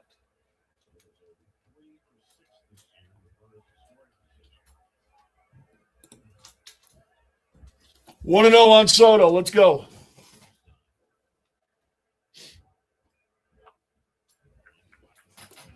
2-0 on Soto. Nowhere to put him. Let's go. The Rangers for years had to play on the road because the circus was in town. No joke. No joke. And you know what, Michael? As bad as it's been this year, They've been better on the road. They're a joke at home. And JT Miller needs to have that captain taken off his chest. Oh, no, they almost got him at second. What are you doing? What are you doing, Alvarez? You just hanging out? I mean, the bases are loaded. What, are you just hanging out thinking about what you're doing later on tonight? Catcher caught it and whipped it right to second. Alvarez barely got back. Like, what are you doing? There's nowhere for him to go. Third base has somebody on it. What are you doing, man? Come on. Got to be more aware than that catcher almost got him, too. He was not paying attention. He was not paying attention.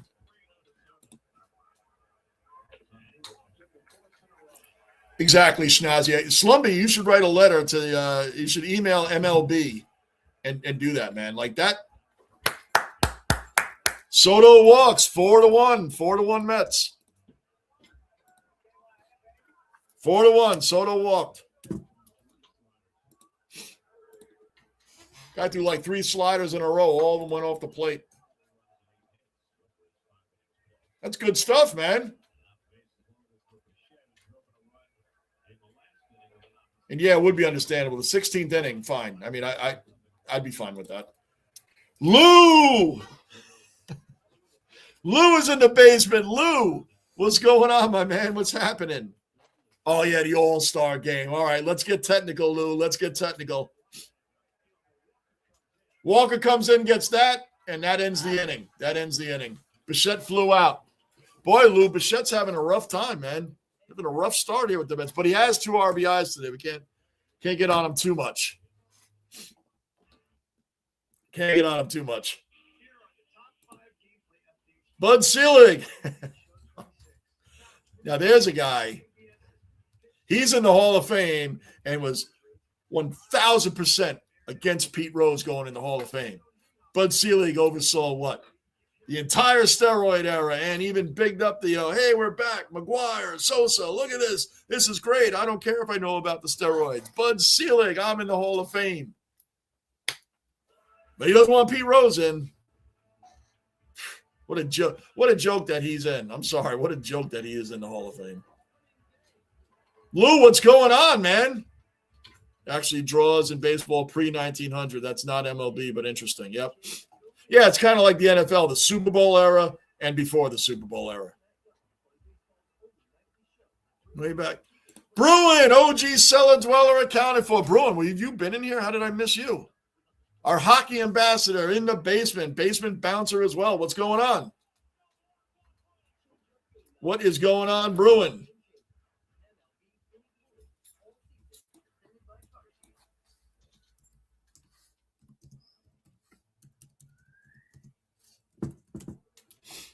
The Yankees start at 9:45.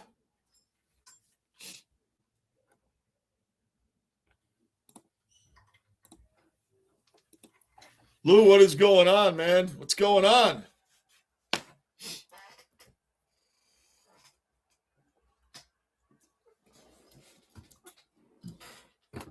Mets are gonna take this one unless they don't, Lou. That's my prediction.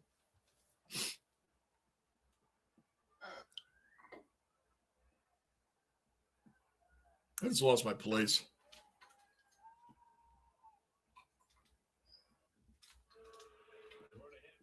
I just lost my place, guys. I'm just picking up somewhere.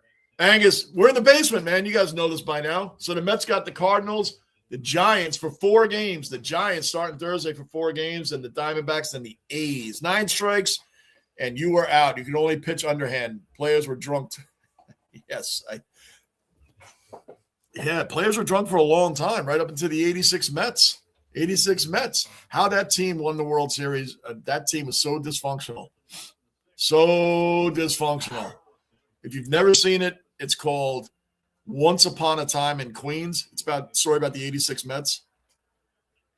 Well worth the watch. It's not one of those fun-loving, hey, look at this team won the World Series out of nowhere. Oh, these are fun-loving guys. Nah. That is like, how did this team win a World Series? They lost me. Yes. Bingo. Cricket and Navy football. And the Browns only. Hey, I'm a New York Jets diehard for 44 years now, man. Touche. Jets, Browns, touche. When people say these teams should be tanking, we're always in the top 5 of tanking every year, and it never works for our teams. Never works. The Browns and the Jets. I'm with you on that boat, Yank. With you on that boat. That's great, though. 90% of your sport viewing is footy. I do a ton of sports, man. Not everything on here, but I'm into all the 4 major sports. I'm into NASCAR, soccer, footy. That's why when people are like, oh, you got to get into cricket, you got to get into rugby. I can't get into all. I'm at my limit. I'm over my limit. I grew up in a New York Mets household, but Dave Winfield, Don Mattingly grew on me. So, my father, if he was home, you were never allowed to turn on the Yankees. He was a Brooklyn Dodger fan when he grew up. The only Yankees he ever liked was Mariano Rivera and Bernie Williams. He said they were classy guys. But that was it. You never got anything good out of him about the Yankees. So, he caught that. I thought that was going over his head. All right, well, we're good. Yeah, but them not punishing any players, you know why? Ratings. They want ratings. Now when the Astros go around, everybody's going to want to see them lose. And remember, other teams were throwing at their batters. And Alex Cora and A.J. Hinch. Oh, they got punished for the COVID season where they missed 60 games. That's like growing up and you're not allowed to go outside on a rainy weekend. You got punished for the weekend. Oh, it happened to be raining out all weekend. So you weren't going out anyway. And these guys are revered, right? Oh, the media, Alex Cora, he's such a great guy. AJ Hinch, these are great guys. They're approachable. They're great with the media. They're smart with baseball. And that all may be true. But they cheated, and then they have the nerve to talk about other people that have cheated. But you're right. Oh, that was tagged. That was tagged. That's going. That's got to be gone. That is gone. 4-2. Clay Holmes at his 90th pitch. It's a solo shot, making it 4-2.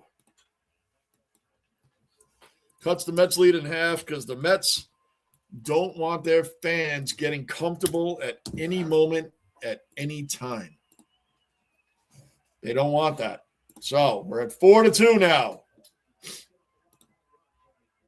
Michael brought up Dave Kingman. I thought there was a story behind why I brought him up. Maybe just to remember. I do remember Dave Kingman, man. Sure.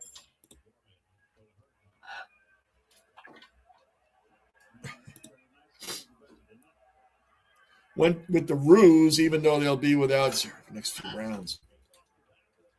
Oh, and the tipping?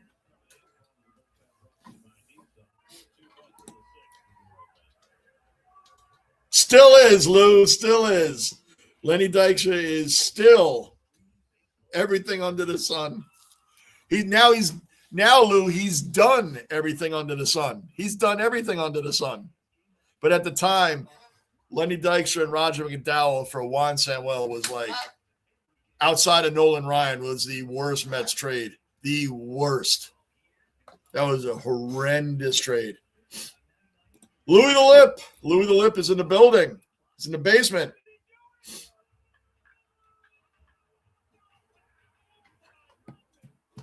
I'm way behind, guys. I'm going to catch up, so you guys already know. Everybody's saying what's up to each other. I'm going to skip over all those.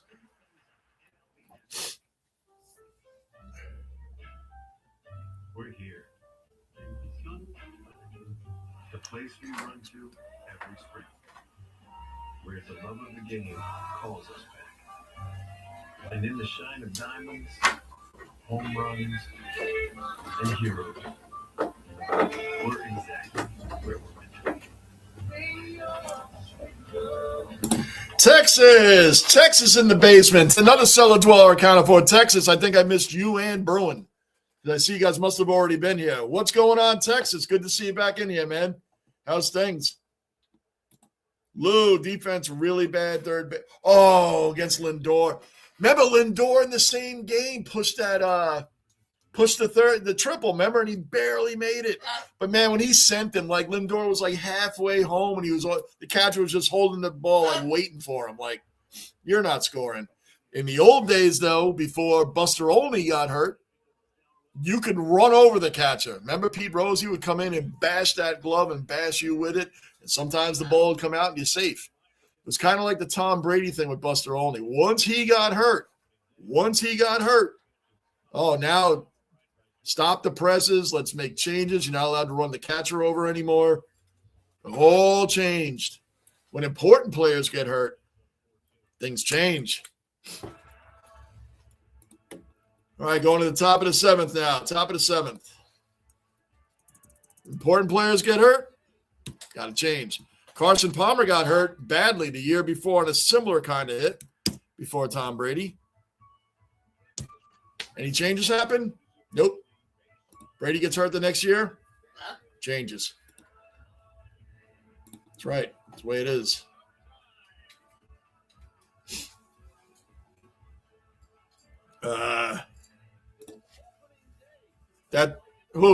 Yank? It looks like that. Yeah, I just subscribed to his channel. That's his channel name. I'm jumping in the middle of the conversation, I think. Way back. He's always way back in the chat. Yes.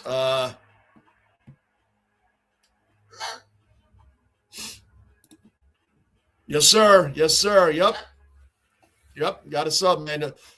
You're into the footy, man, like me. Not many Americans are actually into the footy. Australian footy is crazy. And they do show it on Fox Sports. I record the games and then I watch them. Leaves, fired their GM. Wow, I was hoping they'd keep him longer so he'd be terrible longer. Yeah.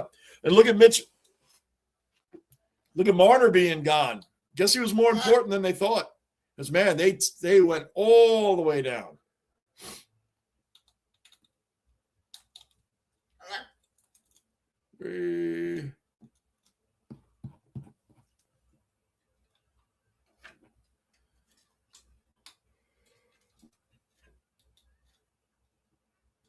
All right, you guys are all talking about this. Stay away. I got to catch up. All right, way back, Texas, Caleb, Yank, you guys are all in your own conversation. Good to go. You guys are all acknowledging each other. Good to go. Okay, you too. Good. There we go. They should call the AV system the Angel Hernandez Memorial. You got it wrong again. Very true. Jorge Polanco coming up. He is 1 for 3 with a double. Nobody on, top of the seventh, and swat. Oh, that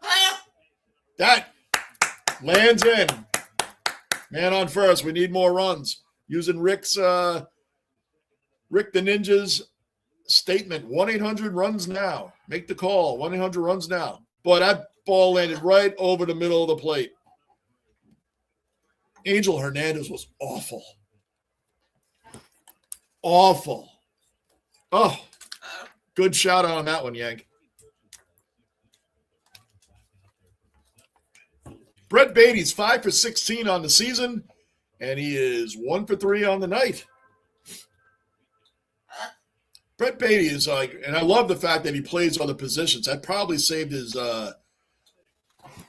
career with the Mets.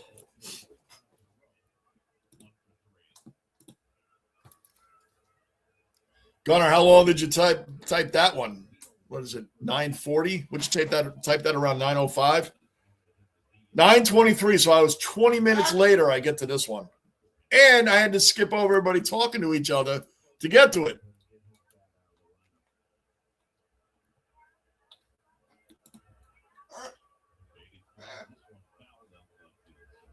Sometimes the coach, they get the blame. And, the old thing is, well, they don't make the plays.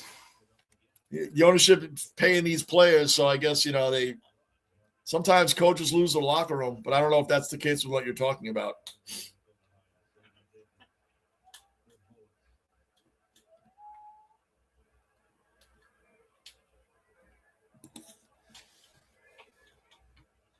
To be fair, I'm not a big baseball fan, but at a certain point, I low-key don't care who's winning. You're not a big baseball fan, Slumby, but at a certain point, you low-key don't care who's winning. But if you're not a big baseball fan, you wouldn't care who's winning, right? Do you get to a point that you don't care when you kind of cared? I'm lost on your entire statement, Slumby, but we like you in here. Doesn't help games start very later. Yeah, that's the other thing with the footy. The footy starts 2, 3 in the morning. I'm not going to be up. I watched the recording of the game. That's why I always tell everybody in here, do not tell me the Brisbane Lions score. Riley gets mercy because he's not in here a lot. Beatty strikes out. Come on, man on first. Let's go. 1 out now.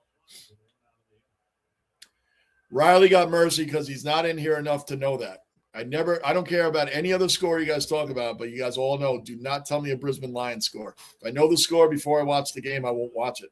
I don't care if they win 155-3. I just won't watch it. That's the way I'm with. It takes the drama out of the game. Come on with the freaking double. Oh, he didn't get the double playoff. Thank goodness. Come on, Mets. You get a lead off runner on, and you move him over to second just to get out. Used to be a bigger baseball fan than anything for over half, but I mentioned it is funny how that works, Yank. I don't know how old you are, but I guess over half a century, you're like me, and I'm in my 50s. I was a huge NFL fan. Like NFL, it was NFL, and then all together, baseball, hockey, basketball, whatever order you want to put that in. I like them all equally. But NFL was here, man. With the sack exchange, and the Giants got Lawrence Taylor, and like all the great. I wasn't a Bears fan, but I was a huge Walter Payton fan, and like the hitting and all the stuff you can do in the NFL. Now it's a joke. Now the NFL is way below basketball, hockey, baseball is way above that sport. That sport was my favorite. I don't care if the Browns were playing the Jets. Like today, if the game was still the same, I would watch the Browns versus. I didn't miss any games. None. I didn't care. I didn't miss any games. Marcus Simeon, 0-2. 2 outs, man, on first still. So, but I still love baseball, man. I love it. I have my problems. I have some problems with it. Like I love NASCAR. I have some problems with today's race. But nothing bothered me more than the NFL. The NFL changing really bothered me. And I understand what you're talking about on the baseball. I get it. I mean, I have people that not in here, but I have personal friends of mine like, how can you be a Met fan and you're a Yankee fan? I'm like, they have nothing to do with each other for starters. And I grew up in a New York Mets household.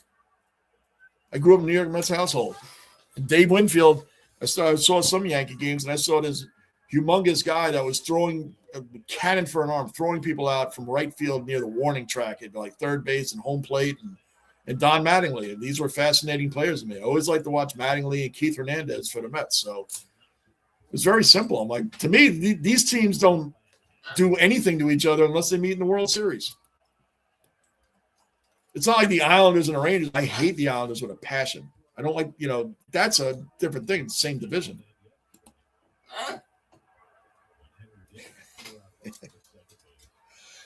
Michael, did you see Once Upon a Time in Queens?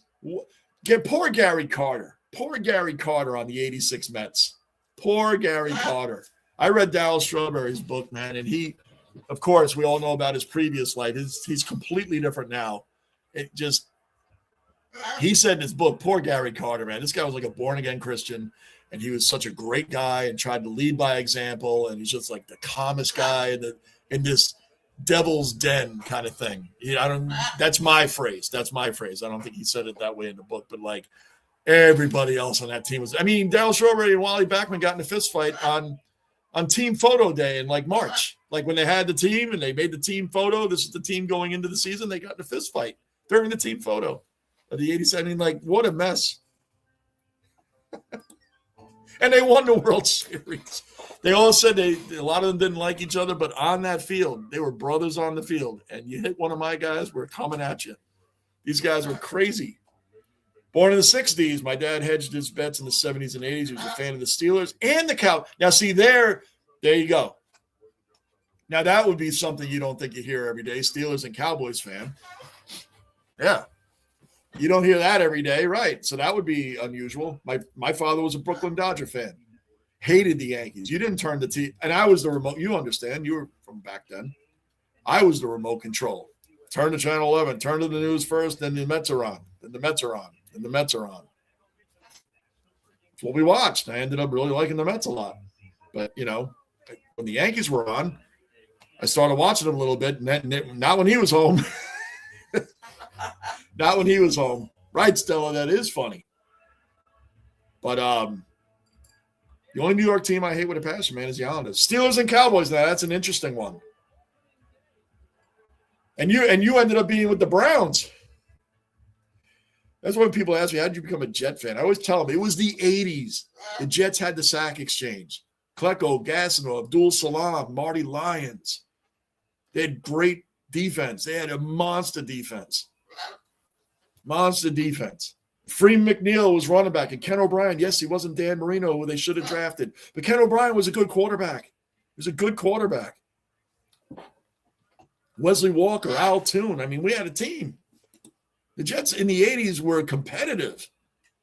I wanted Bregman, Altuve, and their ilk to have Kevlar ribs because they had actually – oh, man, they were getting thrown out left and right. And Altuve, it actually was proven that Altuve knew about it but was no part of it. He didn't want to know anything when he got up to the plate. He didn't want trash cans. He didn't want any of that stuff.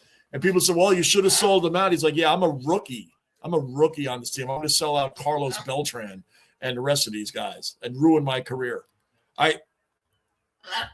So that was a little interesting to me. Nathan Church up, bottom of the seventh, 4-2 Mets. Tobias Myers on the mound.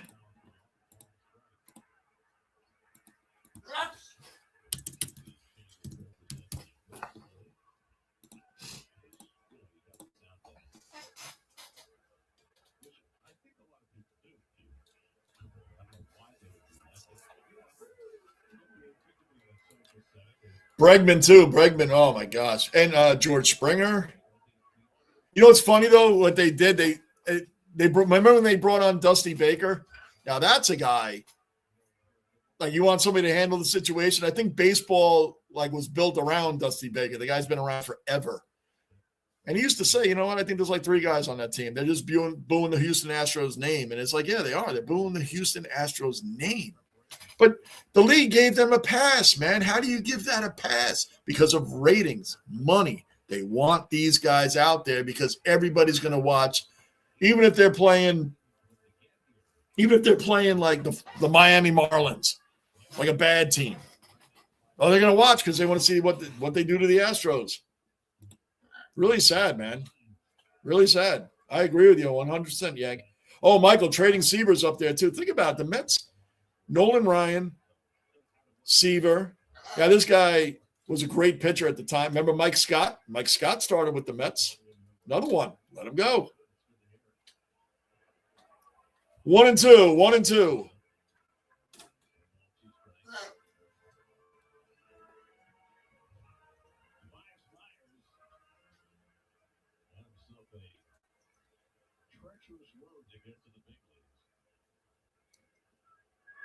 Woo! Got that right past him. I think he was looking for a fastball, got a changeup. An 80-mile-an-hour changeup, man. He swung way in front of that. Way in front of that. Good stuff. All right, let's go.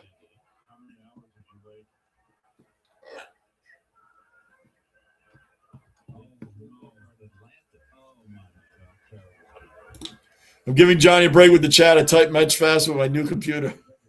And you only had one typo tonight, Angus. LMOA when you were laughing at something. LMOA. It was LMAO. Only had one typo, Angus. That's really good for you tonight. As in, I'm very casual, so if the game goes too many innings, I just want it to be over with. Right, Slumby. And you're the guy. You're the guy that you're the type of fan that the MLB would be catering to. But I always felt like if they're not much of a fan, why are you catering to them? Because they want the ratings, and that's why the betting and everything else is there. We're going to draw the fans in to get into our sport, but they're not getting into your sport. They're getting into Francisco Lindor and what he's going to do for them tonight. You know, that kind of stuff. They don't care about if the Mets win or not. They care about what Lindor does tonight. I can never understand that. I don't get into betting. I'm just not a bettor. I like to watch the game. I just want to watch the game. That's it. I'm very old school.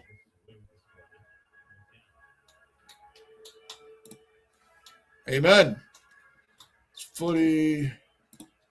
I try to be quiet with the scores, Johnny. I had a couple of close calls. I bet you did. That's why Riley felt bad. And I didn't watch the Lions game, guys, by the way, way back, and everybody else, I didn't watch it because I already know they won. But Riley, I felt bad for him because he felt bad. And I was like, right, he didn't know. He didn't know. Now he knows. Never, ever do I want to know the Lions score. And and you're good, Angus, because that goes with my Red Bulls also.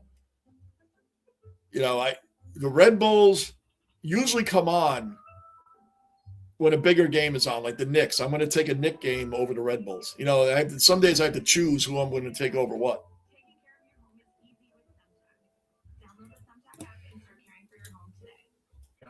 JR, welcome to the basement. NFL is difficult, though. Yeah, it's difficult nowadays to watch. It is. I still watch it. I'm still a Jets fan.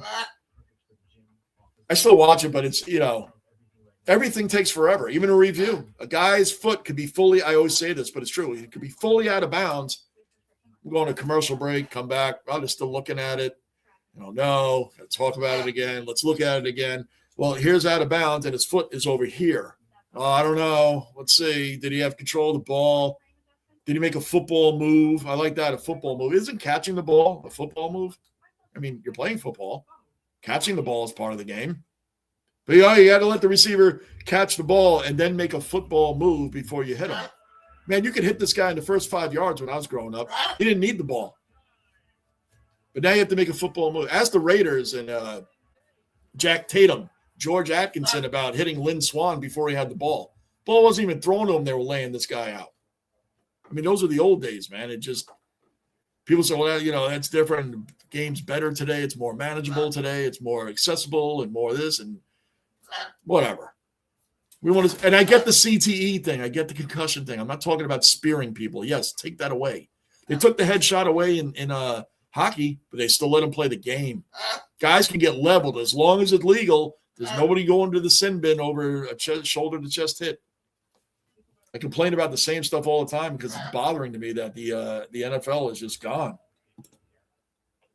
Actually ran to a Dippy Shops, had a quick chat with the great man. I don't know who that is, but I'm glad you ran into him.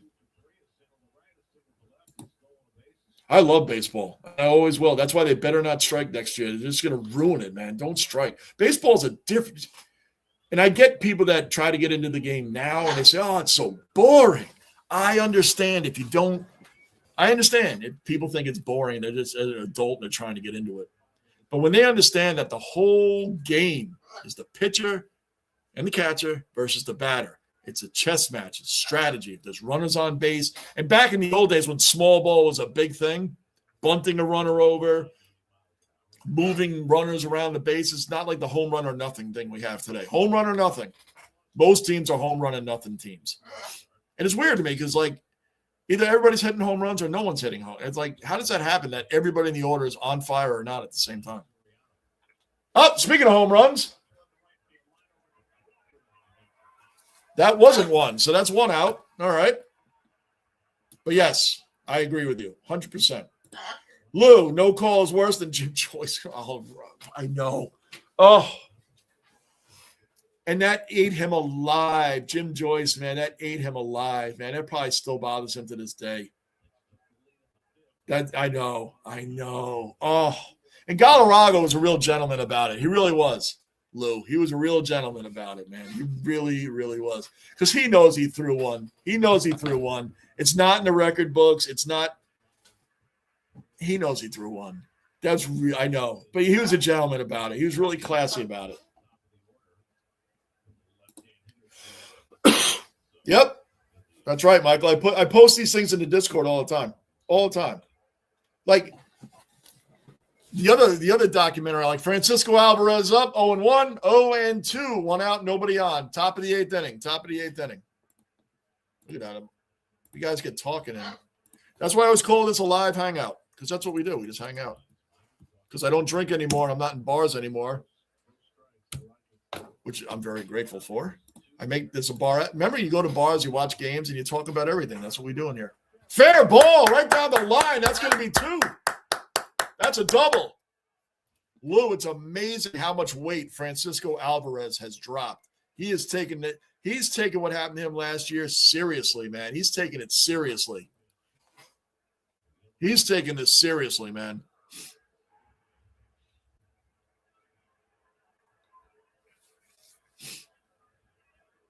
One second, guys.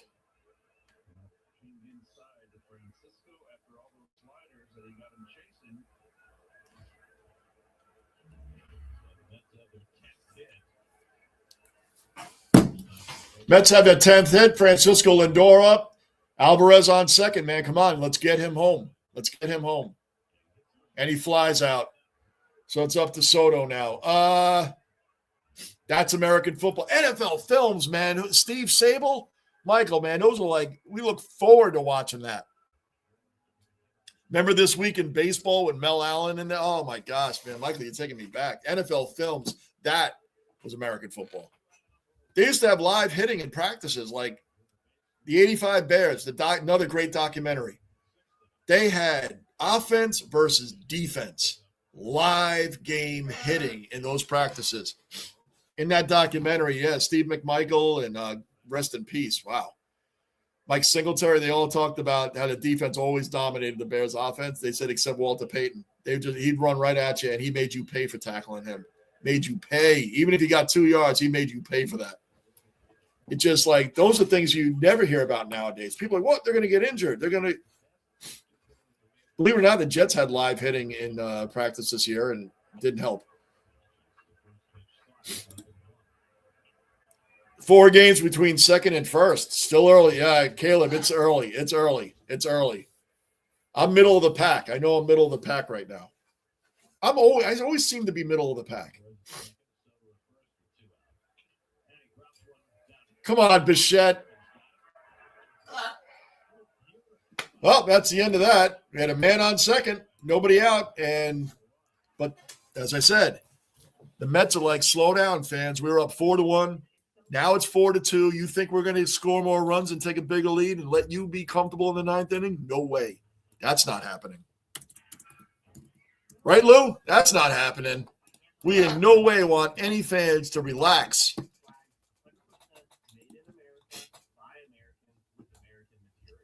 We're proud to create jobs right here in South Carolina. It might not be the easiest way, but it's the right way. We make American flags the way they should be made. Where?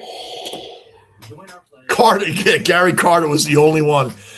Dallas Strawberry, it's a great book. It's not even long. It's a really, really, really good book, man. He really gets deep. He gets personal. Dallas Strawberry and David Cohn, I think, are the only Yankees, Mets players that could go to both stadiums Old Timers Day and be celebrated. I'm a Strawberry fan just for everything he did with his life and how he turned it around. He really turned it around. He never stopped fighting, even though he's an addict. But still, look at him now. The guy is a respectable man everywhere. But, yeah, Carter was the only sober one. He talked about it in his book, and it's on that Once Upon a Time in Queens. He came from the Expos. Remember all the players the Expos had? Randy Johnson came up through the Expos system. Greg Maddux, Pedro Martinez.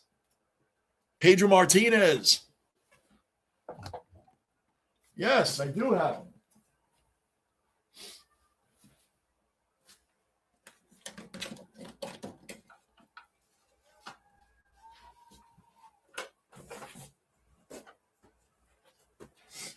How about that? Pedro Martinez, Montreal Expos. They had players, man. Andre Dawson, Tim Raines. They had players. Fan NFL, as I used to be. Me watching soccer is also taking away my watch. Right, and that's the thing with me, Angus. I watch, and I love them all. Going to the bottom of the 8th. I watch so many sports, man. That's why some days I have to pick what I'm going to watch. Like the Yankees are playing late all week. We're going to be doing Mets games.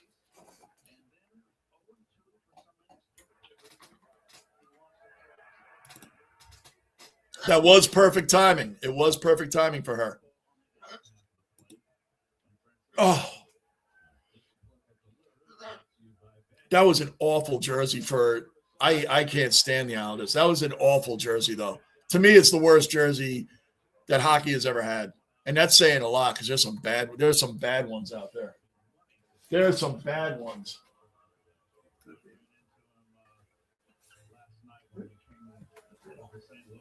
There are some bad ones out there.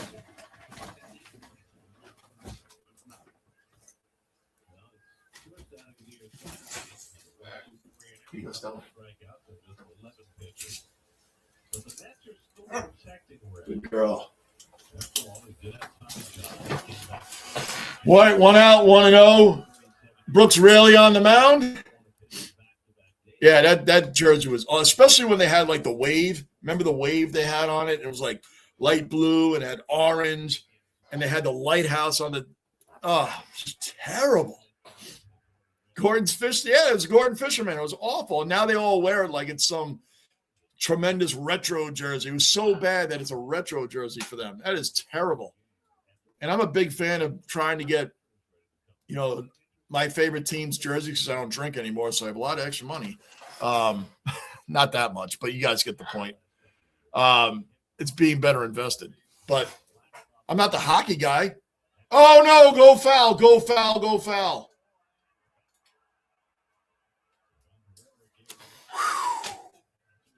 Oh, my gosh, man. Come on. 2-2 now. That was a loud strike. That was very close to being gone. Same for me. It was the 80s. That's why I'm a Mets fan. Grew up in the Bronx. That's right. Lou grew up right by Yankee Stadium.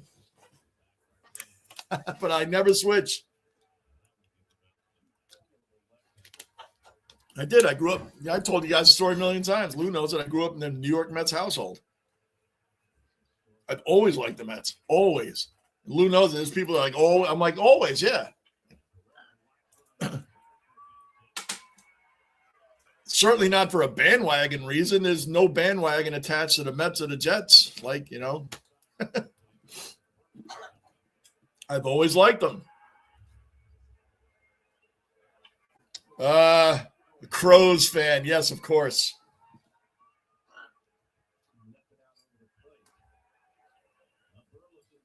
Yeah, Yank, that's awesome, man. Getting some subscribers, man. These guys are great.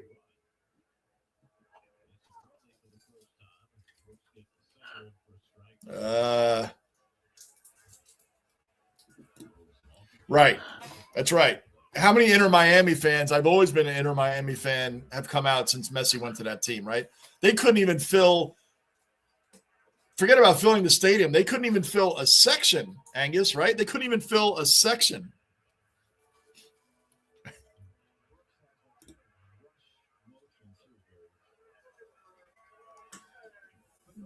Mean, after the Yankees take care of us, they open up the home part of the schedule, I believe, this weekend. And Mean, I won't be around this weekend. It's Easter weekend. I won't be around this weekend.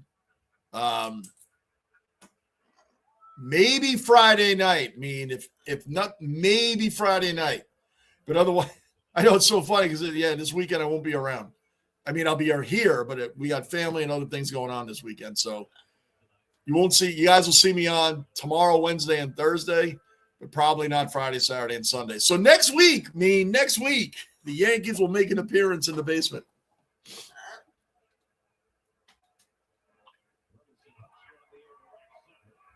This should be out number 2, and it is. Luis Robert is now in for defensive purposes in center field.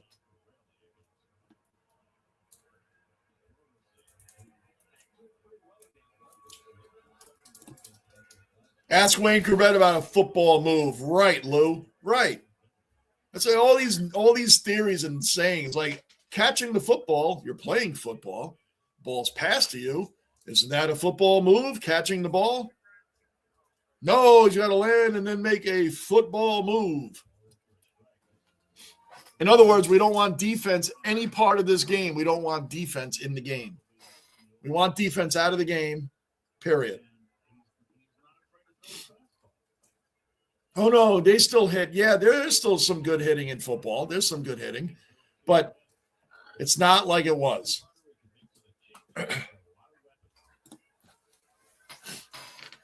That's right. This is a bar minus the liquor and cigarette smoke. I remember when I used to smoke cigarettes, And I was like, oh, they'll never take cigarettes out of bars. They can't do that. Bars will close. Like, you remember all that? No, they can't. They'll never take cigarettes out of bars.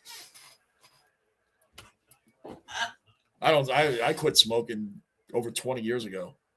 And how I did that while I was still drinking is a miracle. Drinking and smoking go hand in hand. I don't know how I did that.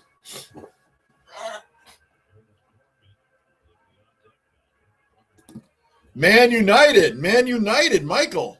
Michael, do you watch MLS? If you said it already, I missed it. I'm a New York Red Bulls fan. That should be out. Grounded to Simeon, throws the Beatty at first base. Rayleigh throws a scoreless eighth. Devin Williams, Lou's favorite closer. Devin Williams is coming up for the bottom of the ninth, but we're going to the top of the ninth first, where the Mets need to score more runs.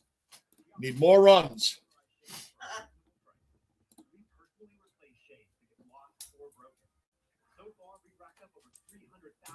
Man United is improved this year. They're not at the bottom.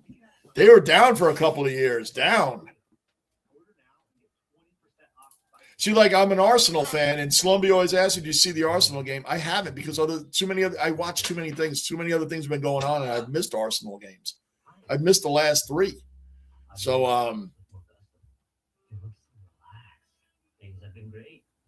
I missed 1 week of the Red Bulls too.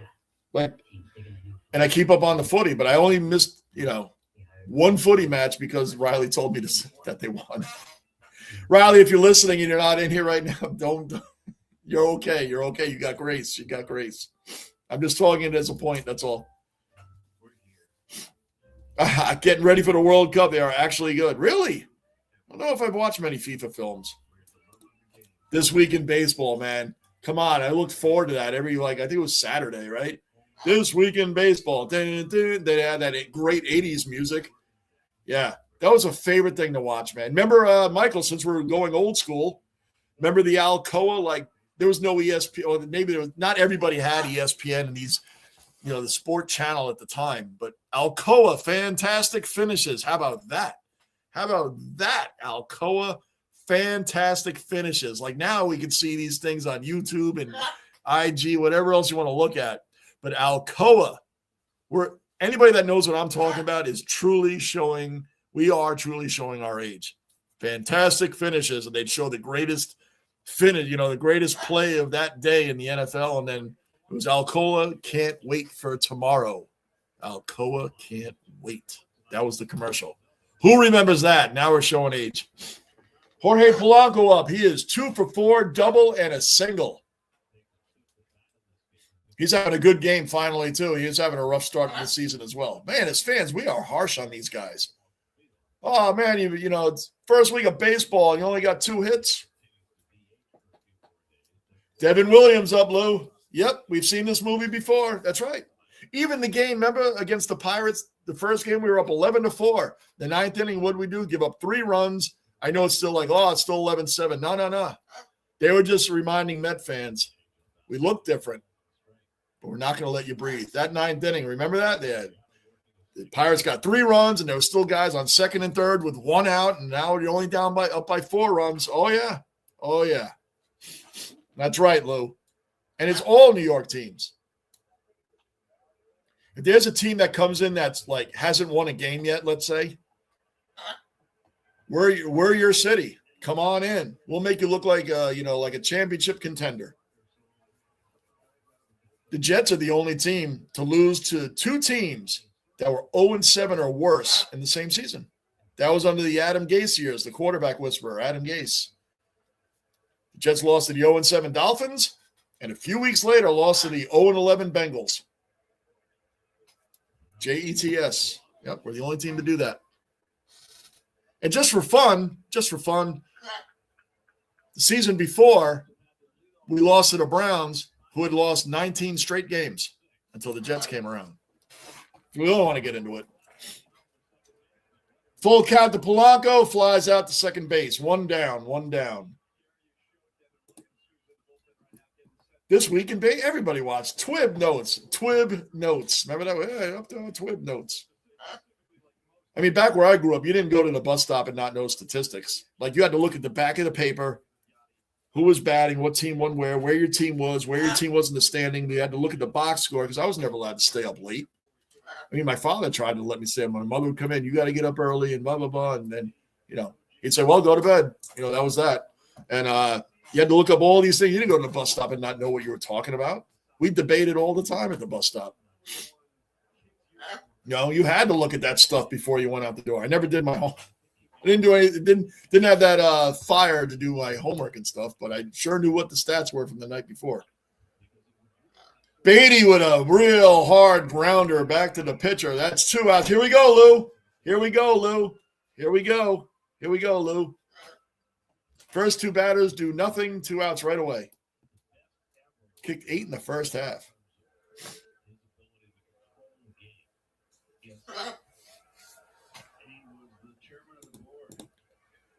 Ooh, we love trivia in here, Yank. We love trivia in here. Who is the only MLB player with 500 hits for 4 different clubs? Oh, wow. That's a good one. MLB player, 500 hits. Total of 500 hits. He obviously 500 hits for 4 different clubs. Luis Robert, 0-2 already. Here we go, Lou.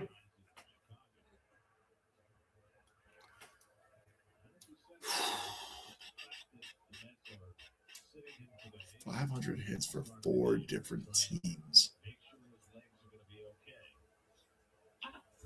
And he grounds up. There we go, Lou. 3 up, 3 down, just like we thought for the Mets. Do nothing going to the bottom of the ninth. Let me think on that one unless somebody else already answered it. 500 hits for 4 different teams.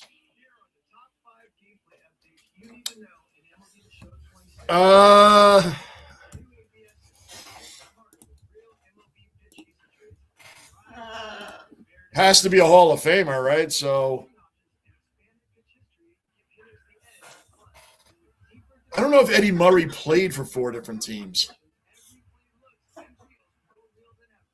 Ricky Henderson played for a whole bunch of teams.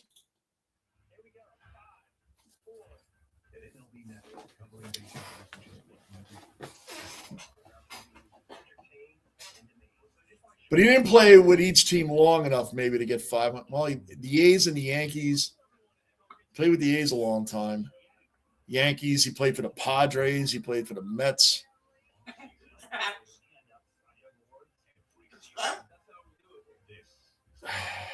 That's a good question. I got to think on that.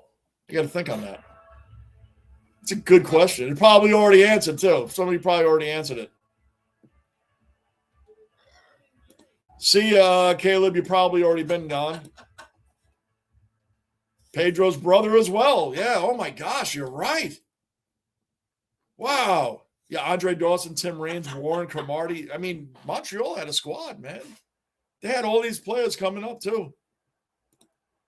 Man, JR. I'm just going to call you JR. I can call you 911. I don't want to call you 911. We'll call you JR. Now, listen, JR, Francisco Lindor, to be fair, Francisco Lindor started out very poorly for the Mets as well, remember? He started out very poorly for the Mets. He came around. If Bichette keeps it up, I know they're booing him. Now, Philly fans, we always get criticized. Philadelphia fans, period, always get criticized, right? But you got to give them credit for doing what they did with Trey Turner. When Trey Turner was really struggling, they gave him a standing ovation, and it really helped him. All right, bottom of the ninth. I actually updated that. I'm telling you, he comes back. He's got to do it in front of the home crowd. I know he's got some grace now. They're away. They're going to, after the Cardinals series, they're going to play the Giants for 4 games. So I got to think about that one, Yank.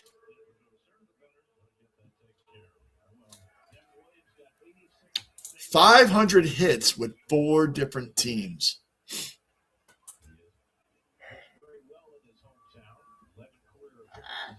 Can't be Dave Winfield. He's played for multiple teams, but he played most of his career, started with the Padres, went to the Yankees, went to the Blue Jays, won a ring there, went to the I believe he went to the Twins and then the Indians, but I know he didn't have 500 hits with all of them.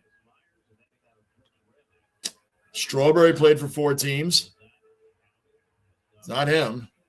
Giants, Dodgers, Mets, Yankees. Piazza played for 3. Some people forget he played for the Marlins for like a week. Well, that's a really good question.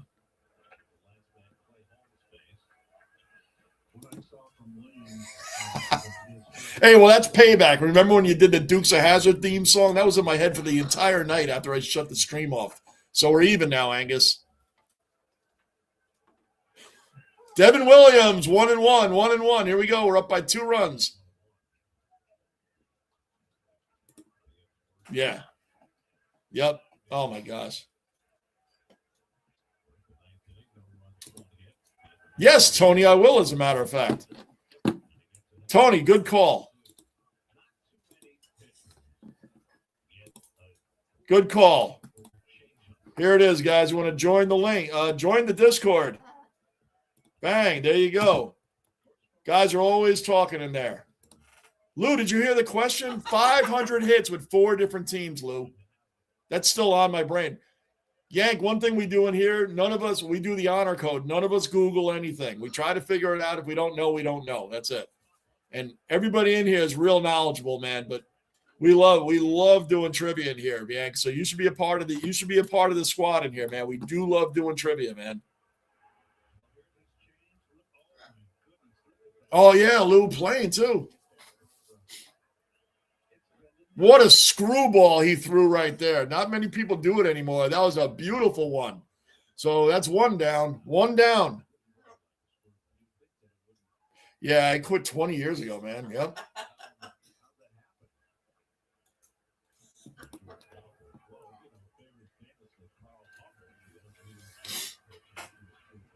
Yeah, someone told me that, man. My uncle's a huge Arsenal fan. He doesn't watch any MLS. He's a huge Arsenal fan. I told him it's not the retirement league anymore. MLS actually is a good league now. It's not. I think it's ranked 8th or 9th now in the world. It's not, the retirement league anymore. I know we just got messy, but they have a lot of good young players in the league now.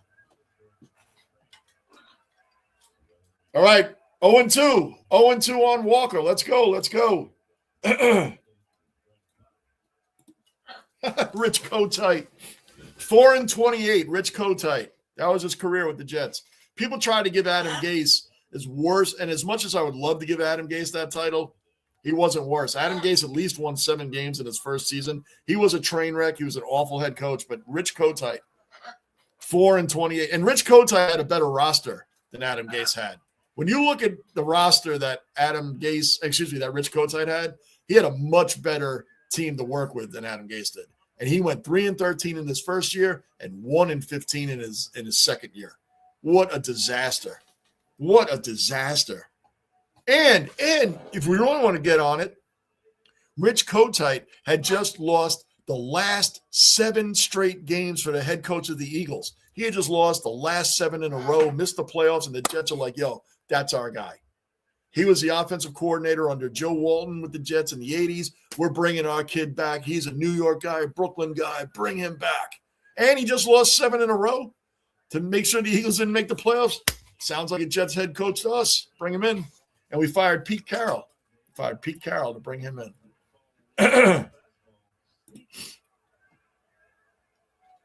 Yeah, I remember Rich Kotite.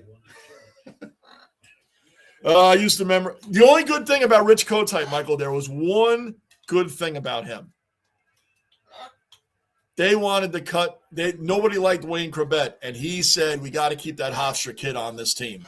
Rich Kotite is the reason Wayne Corbett stayed on that team. That's it. That's the best thing he ever did.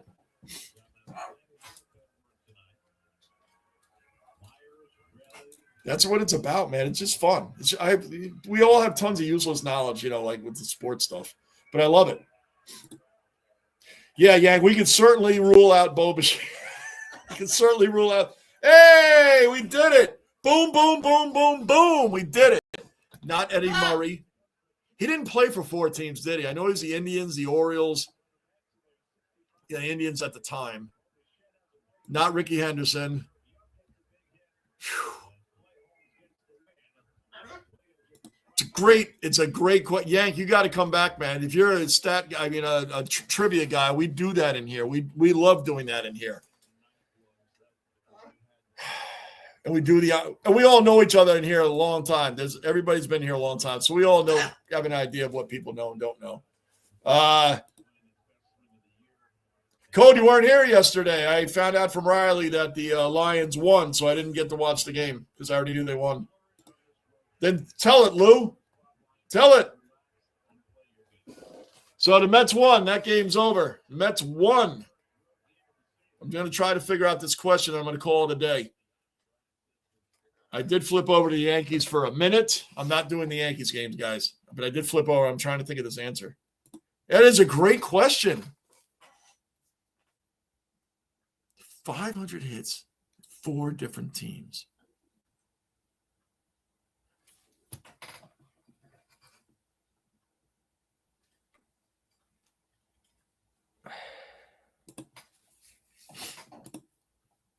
You're wearing one of his caps. All right, so he was a Met. Have spoken about one of his other teams as well.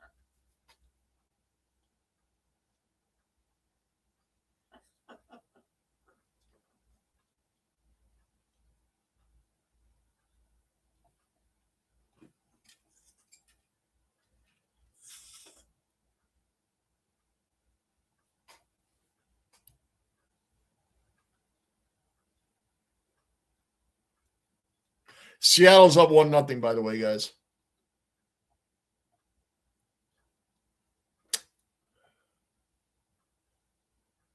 $500 hits. Played for the Mets.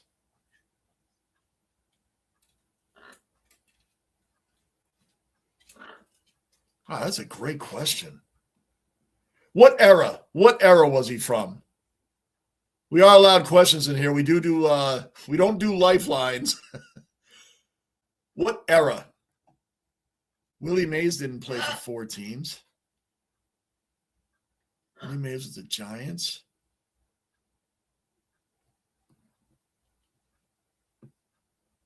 Yeah, he gave us the hint. He gave us one hint. He played for the Mets. That's one of them. We talked about one of the other teams.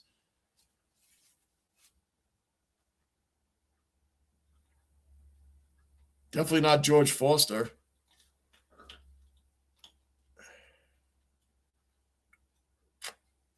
Boy, that's a great question. I'm definitely going to use it when I find out who it was.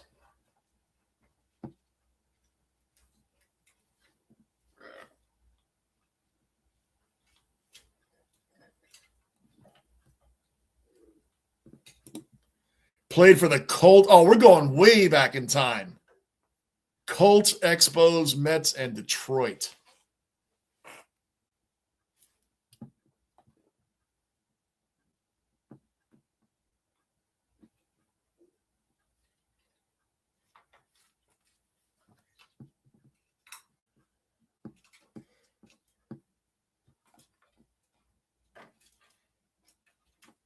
Colts, Mets. Colts. You're going way back in time. I'm not going to know this. I'm about to give up because the game's over. I'm about to give up.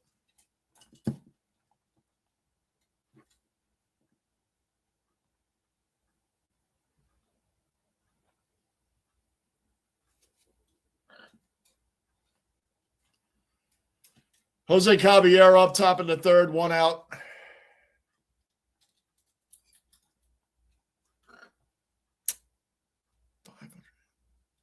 The Colts, Expos, Mets, Detroit.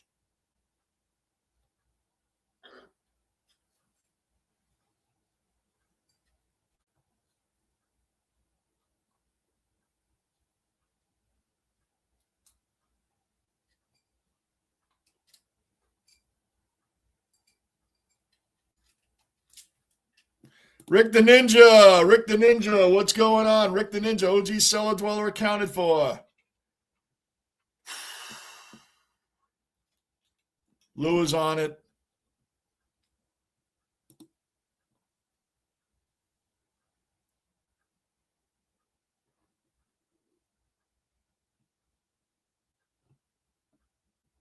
You know, it's funny, guys. Lou and I have known each other just about 20 years. My goodness, Lou, that long. But yeah, just about 20 years. Lou and I will send text messages to each other on questions, and it'll go on for days till we figure it out. Like, he and I are very stubborn with this stuff, and we will send and we go on for days with this stuff. Yep, Lou and I, right, Lou? We do this. Lou and I do this. We text each other a question out of nowhere. It'll come out of nowhere, and then you're like, what? And then yeah. Days. Sometimes we know it right off the bat, but sometimes it's days. Yeah, but we do not. We do the honor code. We do not Google answers. But, man, we'll sit on it.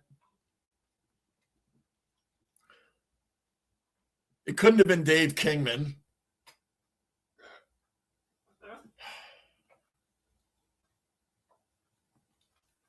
Expos. I'm going with the last three. Expos to the Mets to Detroit.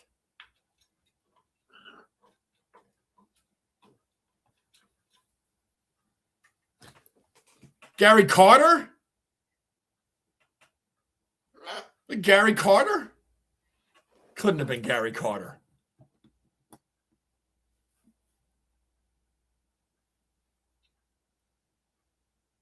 Gary Carter didn't start with anybody. He started with the Expos. Aaron Judge is up now. Hold on, guys. I'm going to take a couple more minutes. Man on first, 2 out. Judge is up. Not Kingman. I know Kingman was mentioned earlier. It can't be Dave Kingman.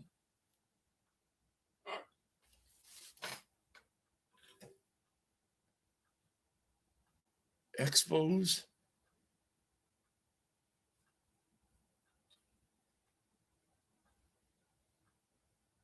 Judge is batting 143 to start the season. Oh my gosh, the world's going to fall apart. 3-1 on Judge. I'm going to give myself a couple more minutes, guys, and then I'm just going to give up.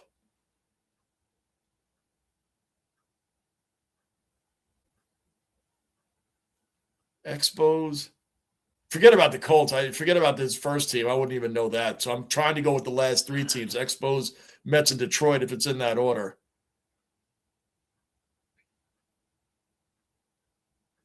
Judge walks first and second. Top of the third. And for those that are just joining us, I'm not doing the Yankee game. It just happens to be on while I'm trying to think of this freaking answer. If Gary Carter started with a team before the Expos, I certainly didn't know about it. And I don't even think he ever played for Detroit. Who the hell else could it be?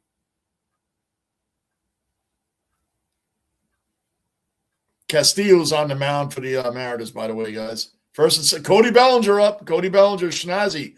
The home run you keep talking about, is he going to get it now? Is he going to get it now?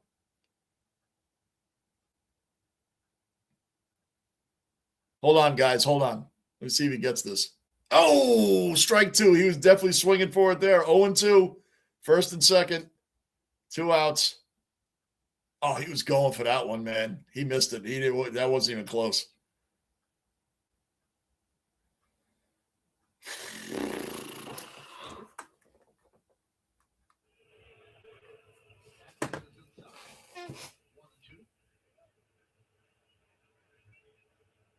All right, we mentioned Dave Kingman earlier. Willie Mays didn't play for 4 teams.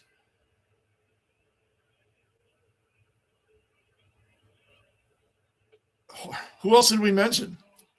Rusty Staub played for the Mets and Detroit. I don't ever remember him playing for the Expos. Cody Bellinger struck out. So the Colts throwing me off. I don't know. I'll give up on that one. Yank came in with a question, but I don't know. I give up. I mean, it can't be Kingman. It can't. Ricky Henderson, I already said. Gary Carter can't be because I don't think he ever played for Detroit. Rusty Staub, I don't remember him playing for the Expos, but I was young. It's not like I was a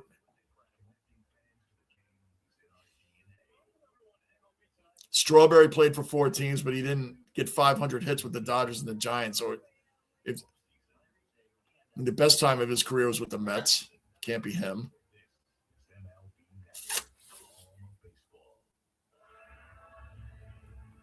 I don't know, guys. I give up because I'm going to call it a day, but I give up. Texas, he was my second guess, Yank. Texas. Well, and you. Rusty Staub, wild guess. I don't think he ever played for the Expos, though, did he? I know he played for Detroit and the Mets, but it's like Gary Carter. I know Gary Carter didn't play for Detroit. It can't be him. I don't know, dude. I give up. Give us the answer, Yank, because I'm about to get out of here. I give up. Tornadoes for you tomorrow. Angus, you've got – it was Rusty Staub? Oh, wow. And I meant –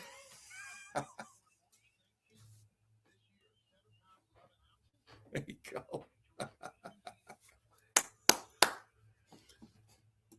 Wow. I said Rusty Staub, but I didn't say it as an answer, so I can't even take credit for that because I didn't remember him on the Expos. I knew about him on the Mets and the Detroit, but I didn't remember him on the Expos, so I can't take credit for that. You got it. Yes, Lou. Days. Yes, we are very stubborn with this stuff. Man, Yank, if you had asked that earlier in the stream, I would have been thinking about that the entire time. Look how long – the stream's over. Game's over. And I'm not doing the Yankee game. I'm not staying up till 1 in the morning. But the stream is over, and I stayed on to try to figure that out. That's how we do it in here, Yank. Hope you're a part of – I hope you're in here more often, man. Seemed to be with me that – with the teams he played for. Like I said, when I started going to, like I said, my first Met game, it was like Mookie Wilson and George Foster and, Rusty Staub, those guys. Sorry, I'm not a Rusty Staub historian. I didn't know he was on the Expos. No Gary Carter. Yeah, I didn't remember Gary Carter wasn't on the Detroit, so that threw me off too. Sorry, Texas, not a Yankee doubleheader stream. Trust me, I told Yankees will be on next week in the basement. They will be on next week. This weekend, I will not be around with family and things going on, Easter weekend and so on. So I won't be – when the Yankees are on at a decent time, I won't be on this weekend. It is 1-0 Mariners, though, bottom of the third. He flies out to Ben Rice at first. Guess a pitcher, 500 hits? That would be amazing. Babe Ruth. He was a pitcher. Yes, Rusty Staub. Wow.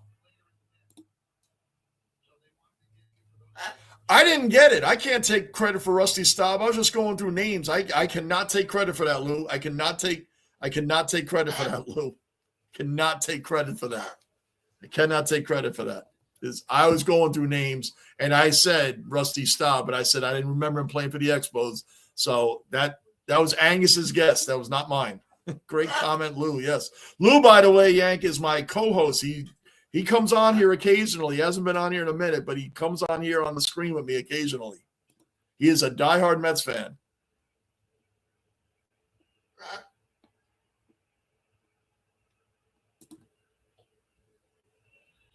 Oh, yeah. I totally got me on that one. Without even knowing, I got it without even knowing. I'll give you that. I got it without even knowing I got it. Gary Sheffield, Michael, that actually is a great guess. He did play for the Mets. He played for the Yankees, Dodgers. He started his career with the Brewers as a third baseman. Did you know that? Gary Sheffield started his career with the Milwaukee Brewers as a third baseman. Yep. Oh, you didn't know it either, Yank? Oh, that's right. It was a question you heard. That's right. Okay. Yeah, that was a good one. We like that. That was a good one. Good one, Yank. Good start with you in the basement today. Everybody subscribe to Yank's channel, man, by the way. We do support other channels here, Yank. And on that note, and the Yanks just got out of the inning. Everything's fine. Everything's done. And that's it. I'll be on tomorrow night, guys. We'll be right back here tomorrow. I should be on tomorrow, Wednesday, and Thursday. We'll be back here tomorrow night for another Mets-Cardinals game. And that's it. Thank you, everybody, for supporting and keeping up with me and all the great times that we have in here. See ya.